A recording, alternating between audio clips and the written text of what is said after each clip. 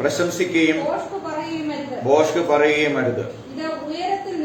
ഇത് ഉയരത്തിൽ നിന്ന് വരുന്ന ജ്ഞാനമല്ല, ഭൗമികവും പ്രാകൃതവും പൈശാചികവുമായതത്രേ.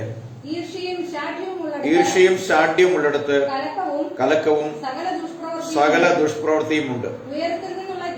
ഉയരത്തിൽ നിന്നുള്ള ജ്ഞാനമോ ഒന്നാമത് നിർമ്മലവും, പിന്നെ സമാധാനവും ശാന്തതയും അനുസരണമുള്ളതും കരുണയും സൽഫലവും നിറഞ്ഞതും പക്ഷപാതവും കപടവും ഇല്ലാത്തതുമാകും. അർത്ഥമുണ്ട്.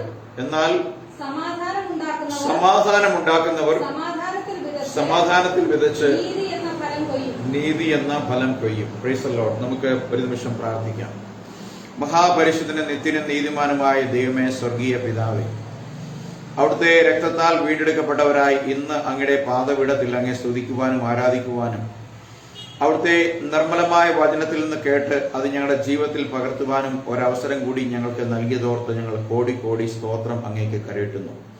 ഈ ദിവസം ഈ വിശുദ്ധ ആരാധനയിൽ ഇവിടെ സന്നിഹിതരായിരിക്കുന്ന എല്ലാ പ്രിയപ്പെട്ടവരെയും, സൂം മീറ്റിംഗിൽ ഈ ആരാധനയിൽ ബന്ധപ്പെട്ടിരിക്കുന്ന എല്ലാ സഹോദരീ സഹോദരന്മാരെയും അവരുടെ കുടുംബങ്ങളെയും, ഒപ്പം സോഷ്യൽ മീഡിയ ഫേസ്ബുക്ക് പേജിൽ ഞങ്ങളെ ശ്രവിക്കുന്ന എല്ലാ ബഹുമാന്യ പ്രേക്ഷകരെയും കർത്താവായ യേശുക്രിസ്തുവിന്റെ നാമത്തിൽ ഞങ്ങൾ അനുഗ്രഹിക്കുകയും യേശുക്രിസ്തുവിന്റെ വിശുദ്ധ നാമത്തിലുള്ള വന്ദനത്തെ അറിയിക്കുകയും ചെയ്യുകയാണ്. കർത്താവ് നമ്മളെ എല്ലാവരെയും അനുഗ്രഹിക്കട്ടെ. Price the Lord. നമ്മൾ കുറിവാക്യമായി ഇന്ന് വായിച്ചത് വിശുദ്ധ യാക്കോബ് അപ്പോസ്തലന്റെ ലേഖനം, അതിന്റെ 3-ാമത്തെ അധ്യായം 13 മുതൽ 18 വരെയുള്ള വാക്യങ്ങളാണ്. അതിൽ 13-ാമത്തെ വാക്യം പ്രാരംഭമായി ഒന്നുകൂടി വായിച്ചുകൊണ്ട് ഞാൻ അല്പമായി ഇതിന്മേൽ സംസാരിക്കുവാൻ ദൈവകൃപയിൽ ആശ്രയിക്കുകയാണ്. ഇവിടെ അപ്പോസ്തലനായ യാക്കോബ് ദൈവത്തിന്റെ പരിശുദ്ധാത്മാവിൽ ചോദിക്കുകയാണ്, നിങ്ങളിൽ ജ്ഞാനിയും വിവേകിയുമായവനാർ അവൻ ജ്ഞാനലക്ഷണമായ സൗമ്യതയോടെ നല്ല നടപ്പിൽ തന്റെ പ്രവൃത്തികളെ കാണിക്കട്ടെ.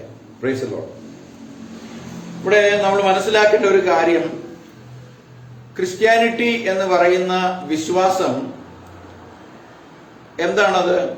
ഇറ്റ്സ് എ വേ ഓഫ് ലൈഫാണ്. ക്രിസ്ത്യാനിറ്റി നമ്മൾ പറയുമ്പോൾ ആളുകൾ പറയും അവർ ക്രിസ്ത്യാനികളാണ്, യാക്കോബക്കാർ ക്രിസ്ത്യാനികളാണ്, കത്തോലിക്കർ ക്രിസ്ത്യാനികളാണ്, മാർത്തോമാക്കാർ ക്രിസ്ത്യാനികളാണ്, CSIക്കാർ ക്രിസ്ത്യാനികളാണ് എന്നൊക്കെ നമ്മൾ പറയും. പക്ഷെ ബൈബിൾ ഇവരെ ഒന്നും അല്ല ക്രിസ്ത്യാനി എന്ന് വിളിക്കുന്നത്. ഏതെങ്കിലും മതത്തിന്റെ ഭാഗമായിരുന്നത് കൊണ്ട് ക്രിസ്ത്യാനി ആയിരിക്കാൻ കഴിയില്ല. കാരണം അവരും ബാർ നടത്തുകയും കള്ളുഷാപ്പ് നടത്തുകയും പിടിച്ചു വരയ്ക്കുകയും അതിരും മാന്തും ഒക്കെ ചെയ്യുന്നുണ്ട്. യഥാർത്ഥ ക്രിസ്ത്യാനി അവിടെയെങ്കിലും അല്ല ഉള്ളത്. യഥാർത്ഥ ക്രിസ്ത്യാനിറ്റി എന്ന് പറയുന്നത് ഒരു ജീവിത മാർഗമാണ്. ഉപജീവന മാർഗം അല്ല കേട്ടോ, വേ ഓഫ് ലൈഫ് എന്ന് പറയും, ജീവിതത്തിന്റെ വഴിയാണ്. അതുകൊണ്ടാണ് ക്രിസ്ത്യാനി എന്ന് പറയുമ്പോൾ നമ്മൾ അതിനെ മനസ്സിലാക്കുന്നത് എങ്ങനെയാണ്? ക്രിസ്തുവിന്റെ അനുയായി. ഏതെങ്കിലും സഭയുടെ അനുയായി അല്ല, ഏതെങ്കിലും മതത്തിന്റെ അനുയായി അല്ല. ക്രിസ്ത്യാനി എന്ന് പറഞ്ഞാൽ സത്യ ദൈവമായ യേശു ക്രിസ്തുവിനെ അനുഗമിക്കുക. ഒരാളെ അനുഗമിക്കുക എന്ന് പറഞ്ഞു കഴിഞ്ഞാൽ നമ്മൾ പറയില്ല, ചില ഇപ്പോൾ നമ്മൾ കേട്ടിട്ടുണ്ട് അയാൾ നല്ലൊരു ഗാന്ധിയനാന്ന് പറയും. എന്തുകൊണ്ടാണ് ഗാന്ധിയൻ എന്ന് പറയുന്നത്? അബ്കാരി കോൺട്രാക്ടറെ ഗാന്ധിയൻ എന്ന് വിളിക്കൂ? ഇല്ല. അപ്പം സത്യം, അഹിംസ തുടങ്ങിയ മൂല്യങ്ങളിൽ വിശ്വസിക്കുന്ന, എല്ലാവരെയും സ്നേഹിക്കുന്ന, നന്മ ചെയ്യുന്നവരെയൊക്കെയാണ്, അല്ലെങ്കിൽ ആ സഹിഷ്ണുതയുടെ മാർഗം പിൻപറ്റുന്നവരെയാണ് നമ്മൾ ഗാന്ധിയൻ എന്ന് നമ്മൾ ഇന്ത്യയിൽ പറയുന്നത്. യേശുക്രിസ്തു നമ്മളെ പഠിപ്പിച്ച ഒരു മാർഗമുണ്ട്. ലോകത്തിലെ ഒരു മത നേതാക്കന്മാരും ഒരു സാമൂഹിക പരിഷ്കർത്താക്കളും പഠിപ്പിക്കാത്ത ഒരു മാർഗമുണ്ട്. അതെന്താണ്? നിന്റെ ശത്രുവിനെ സ്നേഹിക്കണം. നമ്മൾ സ്വന്തക്കാരെ സ്നേഹിക്കും, അപ്പനെ അമ്മയെ സ്നേഹിക്കും, സഹോദരങ്ങളെ സ്നേഹിക്കും, കൂട്ടുകാരെ സ്നേഹിക്കും. പക്ഷേ നമ്മൾ ആരെങ്കിലും ശത്രുവിനെ സ്നേഹിക്കുമോ? ഇല്ല. പക്ഷെ യേശു പറഞ്ഞ് നിങ്ങൾ എന്ത് ചെയ്യണം? നിങ്ങൾ ശത്രുവിനെ സ്നേഹിക്കണം. മാത്രമല്ല അവന് വിശക്കുന്നുണ്ടെങ്കിൽ നിങ്ങൾ എന്ത് ചെയ്യണം? ആഹാരം കൊടുക്കണം. അവന് ദാഹിക്കുമ്പോൾ അവന് വെള്ളം കൊടുക്കണം. അപ്പൊ നമ്മുടെ ശത്രുവായി നമ്മെ നിരന്തരം ഉപദ്രവിച്ചുകൊണ്ടിരിക്കുന്ന ഒരു മനുഷ്യൻ, നമ്മെക്കുറിച്ച് ഇല്ലാത്ത കാര്യങ്ങൾ ഒരു വ്യക്തി പറഞ്ഞു നടക്കുകയും നമ്മളെ പൊതുജനമത്തിൽ അവമാനിക്കുകയും ചെയ്യുമ്പോൾ, അങ്ങനെ നടക്കുന്ന ഒരുവനെ നമ്മൾ വിളിച്ചിട്ട് അവനെ സ്നേഹിച്ച് അവന്റെ തോളിൽ കൈയിട്ടിട്ട് അവന് വിശക്കുന്നുണ്ടെങ്കിൽ വാ നമുക്കൊരു ഭക്ഷണം കഴിക്കും, ഹോട്ടലിൽ കയറി ഭക്ഷണം കഴിച്ചും കൊടുത്തു, കുടിക്കാൻ ചായ മേടിച്ചു കൊടുത്തു. അത് കഴിഞ്ഞപ്പോൾ ഒന്നും മിണ്ടാതെ ഇറങ്ങിപ്പോയി ശരി ഓക്കെ എന്ന് പറഞ്ഞ് പോന്നു കഴിഞ്ഞാൽ ഇയാളുടെ മനസ്സിൽ വല്ല ചിന്തയും തോന്നുമോ? ഇത് മേടിച്ച് കഴിച്ചോ തോന്നില്ല. അവൻ എന്തൊരു മനുഷ്യനാണ്, ഞാൻ എന്തുമാത്രം ദുഷ്ടത പ്രവർത്തിച്ചിട്ടും ഇവൻ എന്നെ സ്നേഹിച്ചല്ലോ എന്ന് പറയുമ്പോൾ പിന്നെ അവന്റെ ചിന്താഗതി മാറ്റും. അപ്പൊ കർത്താവ് പറയാണ്, അങ്ങനെ നീ ചെയ്യുമ്പോൾ അവന്റെ തലയിൽ തീക്കനൽ കൂട്ടുന്ന, അവനെ തീ പിടിച്ച് നടക്കും. അവൻ വിചാരിക്കും എങ്ങനെയാണ് ഇതൊക്കെ ഒരു മനുഷ്യനെ സാധിക്കുക എന്നുള്ളത്. പ്രൈസല്ലോ, ഞാൻ പലപ്പോഴും പറയാറുള്ളത് പോലെ ഞാൻ പറയുകയാണ്, ലെബനനിൽ മുഹമ്മദ് എന്ന് പറയുന്ന ഒരു പാസ്റ്ററുണ്ട്. അദ്ദേഹം ജനിച്ചു വളർന്നത് ഒരു ഇസ്ലാമിക കുടുംബത്തിലാണ്. അപ്പൻ വല്ലപ്പോഴും ഒക്കെ വന്നു പോകുന്ന, അമ്മയുടെ അടുക്കലും മക്കളുടെ അടുക്കലും വല്ലപ്പോഴും ഒക്കെ വന്നു പോകുന്ന ഒരു വലിയൊരു അപ്പൻ എന്ന നിലയിലോ ഭർത്താവ് എന്ന നിലയിലോ വിശ്വസ്തനായ ഒരു മനുഷ്യന്റെ മകനല്ല മുഹമ്മദ്. പക്ഷെ മുഹമ്മദിന് പട്ടിണി ആയതുകൊണ്ട് മുഹമ്മദ് അവിടെയുള്ള ഒരു ഇവാഞ്ചലിക്കൽ ചർച്ചിലാണ് രാവിലെ മുതൽ പോകും. കാരണം അവിടെ ഈ ബൈബിൾ പഠിപ്പിക്കുന്ന കുട്ടികൾക്ക് കൂടെ ഇരുന്ന് കഴിഞ്ഞാൽ 3 നേരം ഭക്ഷണം കിട്ടും. മുഹമ്മദ് കുഞ്ഞുകാലം മുതൽ തന്നെ ഇങ്ങനെ പള്ളിയിൽ പോയി ദൈവവചനം കേട്ട് തുടങ്ങി. അങ്ങനെ മുഹമ്മദ് 10 വയസ്സായപ്പോൾ അവിടെ ഒരു ചോദ്യം അവനെ ബൈബിൾ പഠിപ്പിക്കുന്ന സാറ് ചോദിച്ചു. മുഹമ്മദ് ഇന്ന് എല്ലാവരോടുമായി ചോദിച്ചു, നിങ്ങളുടെ ജീവിതം യേശുക്രിസ്തുവിന് കൊടുക്കാൻ തയ്യാറുള്ളവർ കൈ ഉയർത്തുക എന്ന് പറഞ്ഞപ്പോൾ മുഹമ്മദ് കൈ ഉയർത്തിയില്ല. ഇതാരെയും നിർബന്ധിക്കുന്ന ഒരു കാര്യമല്ല. മുഹമ്മദ് കൈ ഉയർത്തുന്നത് പറഞ്ഞില്ല. കാരണം ക്രിസ്ത്യാനിറ്റി ആരെയും നിർബന്ധിച്ച് ആരെയും മാറ്റുന്ന ഒരു കാര്യമല്ല. ആരെങ്കിലും മാറിയിട്ടുണ്ടെങ്കിൽ അവരുടെ ഹൃദയത്തിൽ ദൈവം സ്വാധീനം ചെലുത്തിയതുകൊണ്ട്. പക്ഷെ മുഹമ്മദ് താമസിക്കുന്നത് ഒരു ഗ്യാരേജിലാണ്. മുഹമ്മദിന്റെ കട്ടിൽ അവിടെ മുഹമ്മദിനെ അവിടെ ആ സഭയിലെ തന്നെ ഒരു ചെറിയ ബിസിനസ് നടത്തുന്ന, പ്ലാസ്റ്റിക് പാത്രങ്ങളും ഒക്കെ വെക്കുന്ന ബിസിനസ് നടത്തുന്ന ഒരു സ്ഥാപനത്തിന്റെ ഒരു ഗ്യാരേജിലാണ്, ഗോഡൌണിലാണ് കിടക്കുന്നത്. അപ്പൊ ആ രാത്രി കട്ടിലിൽ മുതൽ മുഹമ്മദ് തിരിഞ്ഞും മറിഞ്ഞ് കിടക്കുമ്പോൾ ഇതെല്ലാം ഉണ്ടാക്കുന്ന ശബ്ദങ്ങൾ കേട്ട് 2 മണിയായപ്പോൾ മുഹമ്മദ് എഴുന്നേറ്റ് മുട്ടുകുത്തി കരഞ്ഞു. അന്നേരം മുതൽ തുടങ്ങിയതാണ് മുഹമ്മദിന്റെ ഉള്ളിൽ ദൈവത്തിന്റെ പരിശുദ്ധാത്മാവ്, നീ എന്തുകൊണ്ട് എന്നെ രക്ഷിതാവും കർത്താവുമായി സ്വീകരിച്ചില്ല? മുഹമ്മദ് അവിടെ മുട്ടുകുത്തി യേശുവിനെ സ്വന്തം രക്ഷിതാവും കർത്താവുമായി സ്വീകരിച്ചു. ഇന്ന് മിഡിൽ ഈസ്റ്റിൽ 100ഓളം സഭകൾ നടത്തുന്ന ഒരു പാസ്റ്ററാണ്. ഇസ്ലാമിക മതത്തിന്റെ എല്ലാ ശക്തിയോടും കൂടെ ക്രിസ്ത്യാനിറ്റി ഉപദ്രവിക്കപ്പെടുന്നിടത്ത് മുഹമ്മദ് വലിയ ശുശ്രൂഷകനാണ്. അപ്പൊ മുഹമ്മദ് തന്റെ സാക്ഷ്യത്തിൽ ഒരിക്കൽ ഇങ്ങനെ പറഞ്ഞു. മുഹമ്മദിനെ ഒരു ദിവസം ഒരു മുസ്ലിം യുവാവ് സമീപിച്ചിട്ട് പറഞ്ഞു, എന്റെ ഭാര്യ പ്രസവാനന്തര ഒരു ഓപ്പറേഷനോടുകൂടി ഇന്ന ഹോസ്പിറ്റലിൽ അഡ്മിറ്റ് ആണ്, നീ എനിക്കൊരു $100 തരുമോ എന്ന് ചോദിച്ചു. അപ്പോ മുഹമ്മദ് ചോദിച്ചു, നിന്റെ ഭാര്യ എവിടെയാണ്? അപ്പോ പറഞ്ഞു, ഇന്ന ആശുപത്രിയിലാണല്ലോ. ശരി, മുഹമ്മദ് അദ്ദേഹത്തിന്റെ കൂടെ പോയി ബില്ല് പേ ചെയ്തു. ബില്ല് പേ ചെയ്ത് തിരിച്ചു വരുമ്പോൾ മുഹമ്മദിനോട് ഈ മുസ്ലിം ചെറുപ്പക്കാരൻ ചോദിച്ചു, മുഹമ്മദ് നീ എനിക്കൊരു വലിയ കുരിശ് തരുമെന്ന് ചോദിച്ചു. അപ്പം നമുക്കറിയാം, കുരിശ് നമ്മൾ ധരിക്കുന്നത് ഇങ്ങനെയുള്ള സഭകളൊക്കെ, അതായത് ഈ പ്രത്യേകിച്ച് പൗരോഹിത്യം ഉടുക്കും അടയാളങ്ങളൊക്കെ ഉള്ളവർ, നമ്മൾ കുരിശ് ധരിക്കാറില്ല. കുരിശിൽ തൂങ്ങി മരിച്ചവനാണ് നമ്മൾ ധരിച്ചിരിക്കുന്നത്. ആമേൻ. അപ്പൊ മുഹമ്മദ് ചോദിച്ചു, എന്തിനാണ് നിനക്കൊരു വലിയ കുരിശ്? അപ്പൊ പറഞ്ഞു, എനിക്ക് ആ കുരിശിട്ട് നടക്കണം. ഞാൻ എന്റെ ആൾക്കാരോടൊക്കെ തേരാപ്പാര നടന്നു ചോദിച്ചു, അവരാരും തന്നില്ല. പക്ഷെ നീ ചോദിച്ചു, നീ വേറൊരു മതക്കാരനാണ്, നീ എനിക്ക് തന്നു. മുഹമ്മദ് അദ്ദേഹത്തോട് പറഞ്ഞു, ഞാൻ യേശു ക്രിസ്തുവിന്റെ അനുയായിയാണ്. എനിക്ക് തന്ന ഈ ജീവനിൽ എനിക്ക് ആരെയൊക്കെ സഹായിക്കാൻ കഴിയുമോ അവരെല്ലാം സഹായിക്കുന്നതിലൂടെയാണ് ഞാൻ ക്രിസ്ത്യാനി എന്ന് അറിയപ്പെടുക. ഇപ്പൊ ക്രിസ്ത്യാനി ഒരു വേ ഓഫ് ലൈഫാണ്, ഒരു ജീവിത മാർഗം, ജീവിതത്തിൽ നാം അനുവർത്തിക്കേണ്ട ഒരു രീതിയാണ്, സ്റ്റൈലാണ്, സ്റ്റൈൽ ഓഫ് ലൈഫാണ്. ഇത് കേവലം മുഹമ്മദിന്റെ മാത്രം കഥയല്ല. ഈ സാക്ഷ്യം പറയാനുള്ള കോടിക്കണക്കിന് ആളുകൾ ഇന്ന് ജീവിച്ചിരിപ്പുണ്ട്. കോടിക്കണക്കിന് ആളുകൾ ജീവിച്ച് മൺമറഞ്ഞു പോയ ഒരു ലോകത്താണ് നാം ജീവിക്കുന്നത്. അപ്പോൾ ഇവിടെ അപ്പോസ്തലനായ പൗലോസ് യാക്കോബ് പറയുകയാണ്, നിങ്ങളിൽ ഒരാൾക്ക് ജ്ഞാനമുണ്ടെങ്കിൽ, വിവേകിയുമാണ് ഒരാൾ എന്ന് അറിയണമെങ്കിൽ, നമുക്കറിയാം ഒരുപാട് ജ്ഞാനികളെ, വിവേകികളെ, ബുദ്ധിമാന്മാരൊക്കെ നമ്മുടെ ലോകത്തിലുണ്ട്. പക്ഷേ യാക്കോബ് പരിശുദ്ധാത്മാവിൽ ചോദിക്കുകയാണ്, അങ്ങനെയുള്ളവൻ ആരാണ്? നിങ്ങൾ ആരാണ് ജ്ഞാനി, ആരാണ് വിവേകി എന്ന് ചോദിച്ചിട്ട് യാക്കോബ് പറയുകയാണ്, അതിന്റെ ഉത്തരം യാക്കോബ് തന്നെ പറയുകയാണ്, അവൻ ജ്ഞാനലക്ഷണമായ സൗമ്യതയോടെ നല്ല നടപ്പിൽ തന്റെ പ്രവൃത്തികൾ കാണിക്കണം. ആമേൻ. എന്ത് ചെയ്യണം? നിങ്ങൾ ജ്ഞാനിയാണ്. നമുക്കറിയാം, ജ്ഞാനം, ബൈബിൾ പറയുന്ന ജ്ഞാനം ഈ ലോകത്തിന്റെ ജ്ഞാനമല്ല. അത് ഞാൻ താഴോട്ട് വരുമ്പോൾ നിങ്ങളെ പഠിപ്പിക്കാൻ പോവുകയാണ്. അപ്പൊ ദൈവത്തിന്റെ ജ്ഞാനം എന്താണ് എന്ന് നമ്മൾ പ്രോവർബ്സിൽ സദൃശ്യവാക്യങ്ങളിൽ നമ്മൾ വായിക്കുന്നത് 11:2-3 നാം വായിക്കുമ്പോൾ നമ്മൾ ഇങ്ങനെ വായിക്കുന്നു: അഹങ്കാരം വരുമ്പോൾ ലജ്ജയും വരുന്നു, താഴ്മയുള്ളവരുടെ പക്കലോ ജ്ഞാനമുണ്ട്. അപ്പൊ ദൈവം ജ്ഞാനം നൽകുന്നത് താഴ്ന്ന സ്ഥലത്താണ്, താഴ്ന്ന മനസ്സുള്ളവരുടെ അടുക്കലാണ്. എന്ന് പറഞ്ഞാൽ ഞാൻ ഗർവവും അഹങ്കാരവുമുള്ള ആളുകൾക്ക് ദൈവം തന്റെ ജ്ഞാനത്തെ കൊടുക്കത്തില്ല. അങ്ങനെയുള്ളവർക്ക് ജ്ഞാനം ലഭിക്കണമെങ്കിൽ ദൈവം അവരെ ഉടച്ചു പണിയണം.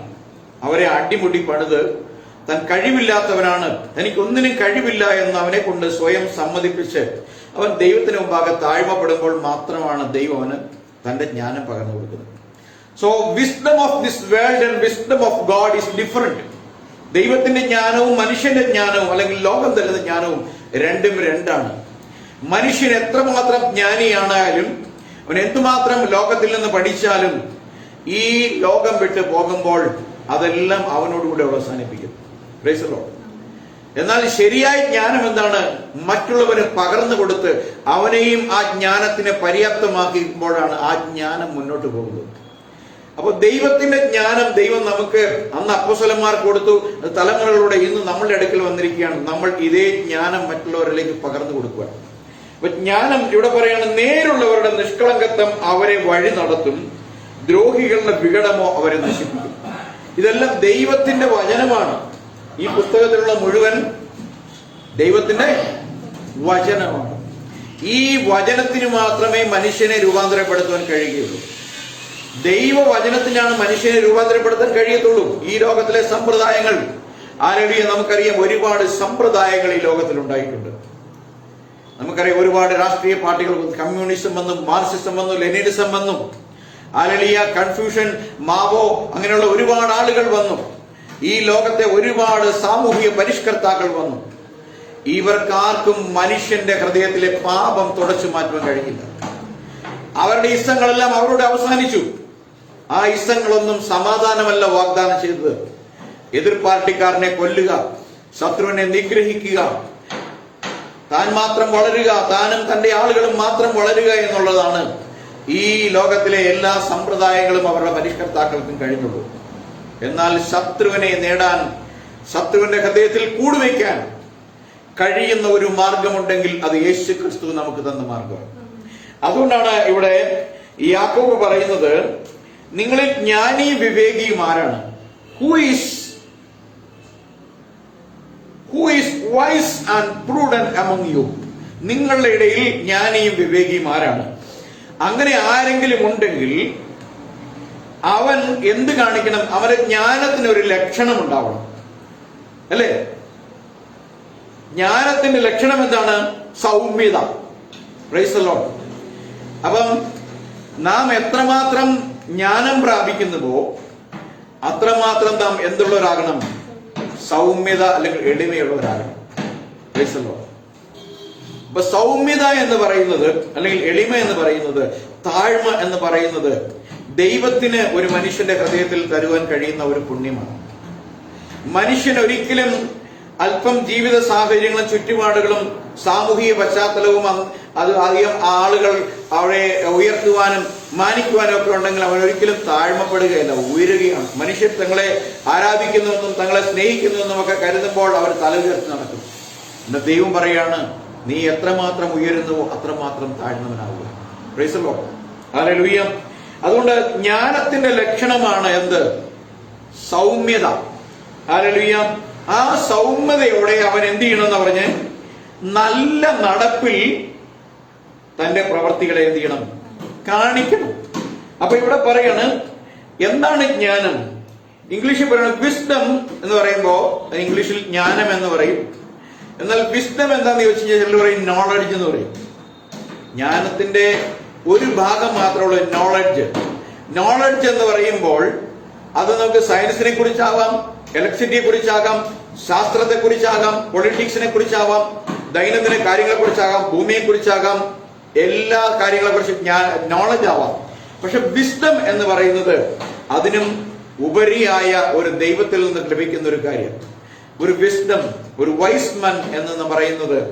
അതുകൊണ്ട് ഇവിടെ പറയുന്ന വിസ്ഡം എന്ന് പറഞ്ഞ വേൾഡ്ലി മീനിങ് എന്ന് പറയുമ്പോൾ ഒരു നല്ല പക്വതയുള്ള അല്ലെങ്കിൽ കുറച്ച് നന്നായി അറിയുന്ന ആൾ എന്നുള്ളതാണെങ്കിൽ, വിസ്ഡം ഓഫ് ഗോഡ്, ദൈവത്തിന്റെ ജ്ഞാനം എന്ന് പറഞ്ഞാൽ A gift of God, understanding godly things, ദൈവികമായ കാര്യങ്ങളെ, ദൈവത്തിന്റെ ചിന്തയെ അറിയുന്നതാണ് ദൈവത്തിൽ നിന്നുള്ള ജ്ഞാനം.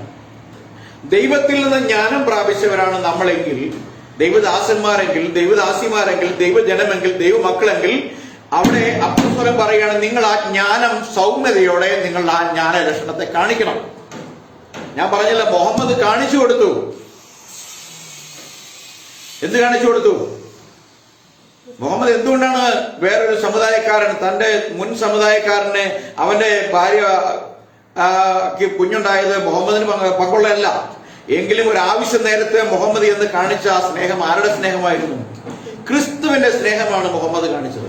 അപ്പൊ ക്രിസ്തുവിന്റെ സ്നേഹമാണ് നമ്മളിലുള്ളതെങ്കിൽ, ദൈവമക്കളിലുള്ളതെങ്കിൽ, നമ്മൾ ലോകത്തിന് എന്ത് കാണിക്കണം? സൗമ്യതയോടെ നല്ല നടപ്പിൽ ഈ സ്നേഹം കാണിക്കണം. ഹല്ലേലൂയ. നമ്മളെപ്പോഴും പറയാറുള്ളൊരു കാര്യമുണ്ട്, ഗോൾഡൻ റൂൾ എന്നുള്ള ഒരു വർഷം, 2-3 വർഷങ്ങൾക്ക് മുമ്പ്, എനിക്കൊന്ന് 2018 നമ്മളൊരു പ്രസംഗിച്ചു. ഗോൾഡൻ റൂൾ എന്ന് കേട്ടിട്ടുണ്ട്, സുവർണ നിയമം.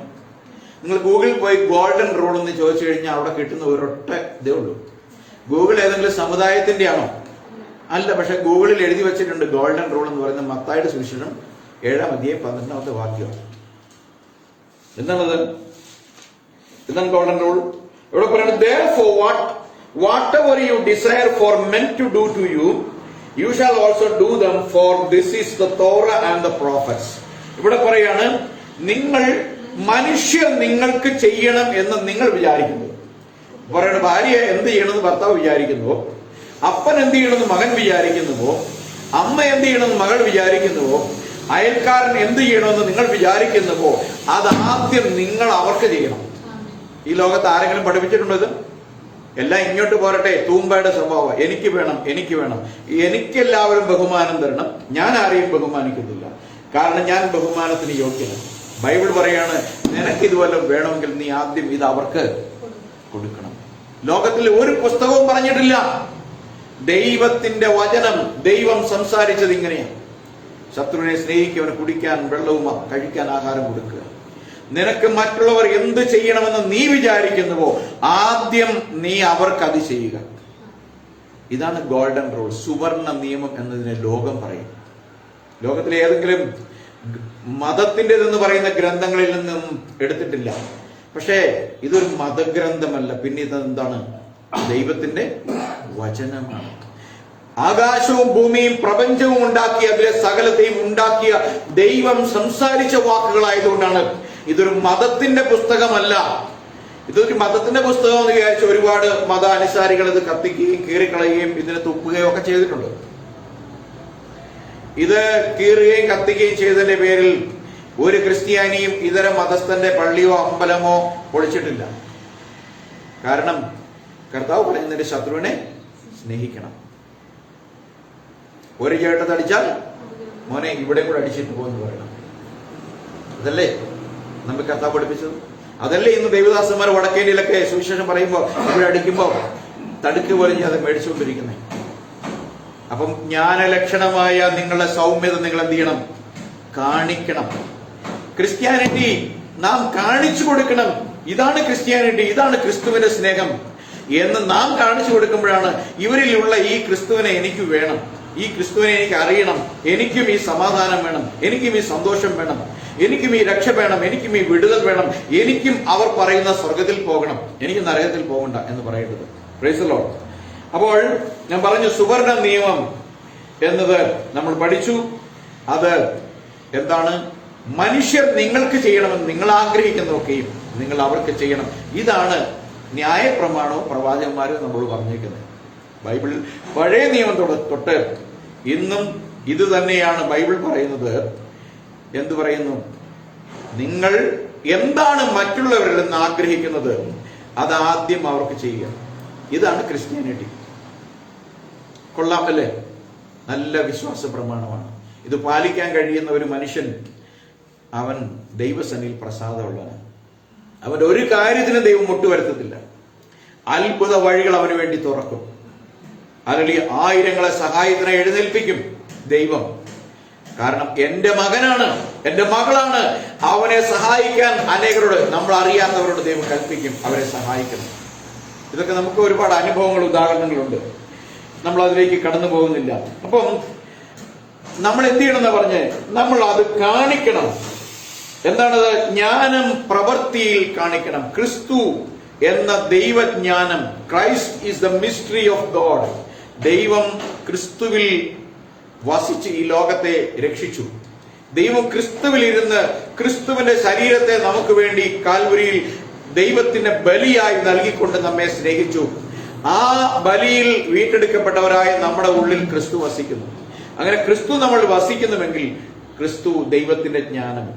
1 കൊരിന്ത്യർ 1-ാം അധ്യായം 24-25 ഒന്ന് വായിക്കാം. 1 Corinthians chapter 24 മുതൽ. ഞങ്ങളോ ക്രൂശിക്കപ്പെട്ട ക്രിസ്തുവിനെ പ്രസംഗിക്കുന്നു. ഞങ്ങളോ 24 യഹൂദന്മാർക്ക് ഇടർച്ചയും ജാതികൾക്ക് ഭോഷത്വമെങ്കിലും യഹൂദന്മാരാകട്ടെ യവനന്മാരാകട്ടെ വിളിക്കപ്പെട്ട ഏവർക്കും ദൈവശക്തിയും ദൈവജ്ഞാനവുമായ ക്രിസ്തുവിനെ തന്നെ. ഇവിടെ നമ്മൾ വായിക്കുമ്പോൾ കുറച്ചുകൂടെ ക്ലാരിറ്റി കിട്ടണമെങ്കിൽ ഇംഗ്ലീഷിൽ നമ്മൾ വ്യക്തമായിട്ട് ഇതിനെ പിരിച്ചെഴുതിയിട്ടുണ്ട്. Christ is the wisdom of God, Christ is the power of God. അങ്ങനെ എഴുതിയിരിക്കുന്നത്. ക്രിസ്തു ദൈവത്തിന്റെ ജ്ഞാനമാണ്, ക്രിസ്തു ദൈവത്തിന്റെ ശക്തിയാണ്. Price the Lord. സോ ഇംഗ്ലീഷിൽ പറയുന്നത് Christ is the wisdom of God and Christ is the power of God. ദൈവത്തിന്റെ ശക്തിയും ദൈവത്തിന്റെ ജ്ഞാനവുമായ ക്രിസ്തുവിനെ ഞങ്ങൾ എന്ത് ചെയ്യുന്നു? പ്രസംഗിക്കുന്നു. നമ്മളൊരു മതം പ്രസംഗിക്കുകയല്ല. നമുക്ക് പ്രസംഗിക്കാൻ ഒരു മതമില്ല. മതങ്ങൾ എന്ന് പറഞ്ഞാൽ അത് അഭിപ്രായമാണ്, അതൊരു സമുദായത്തിന്റെ അഭിപ്രായമാണ്. ഇതാണ് ഞങ്ങളുടെ ദൈവം, ഈ വിശ്വാസം പിന്തുടരാത്തവരല്ല ഞങ്ങളുടെ ശത്രുക്കളാണെന്ന് പ്രഖ്യാപിക്കുകയാണെങ്കിൽ ക്രിസ്തു പറയുകയാണ് എല്ലാവരും എന്റെ മക്കളാണ്. ഹല്ലേലൂയ. അവരെല്ലാം ജനനം കൊണ്ട് പല കുടുംബങ്ങളിലും പല ആചാരാനുഷ്ഠാനങ്ങളിലും പോയതുകൊണ്ട് അവർ ആ ആചാരങ്ങളെ അനുഷ്ഠാനങ്ങളെ സ്നേഹിക്കുന്നു. ഞാനൊന്ന് ചോദിക്കട്ടെ, നമ്മിൽ ഈ ലോകത്ത് ഈ കേരളം മാത്രം തിരഞ്ഞെടുത്താൽ നമുക്ക് പറയാൻ കഴിയും ഏതെങ്കിലും ഒരു മനുഷ്യൻ വഴിയിൽ നമ്മൾ കാണുന്നയാൾ ഏതെങ്കിലും ഒരു മതത്തിൽ പോകുന്നയാളാണ്, അല്ലെ? അല്ലെങ്കിൽ മതം വിട്ടവരാണെങ്കിൽ ഏതെങ്കിലും മതത്തിൽ ജനിച്ചവരാണ്. ഈ വരുന്ന ഈ കോടിക്കണക്കിന് ജനങ്ങൾ ആരെങ്കിലും അവരുടെ മതം തിരഞ്ഞെടുത്തതാണ്? അവരാ മതത്തിന് വേണ്ടി മതത്തിൽ ജനിച്ചതുകൊണ്ട് ആ മതം മാത്രമാണ് ശരിയെന്ന് അവർ കുഞ്ഞുനാളിലെ മുതൽ കേട്ടതുകൊണ്ട് അവരെ അവന്റെ ശത്രുവായി തീർന്നതല്ലേ വാസ്തവം? അല്ലേ? ശരി, അതാണ് വാസ്തവം.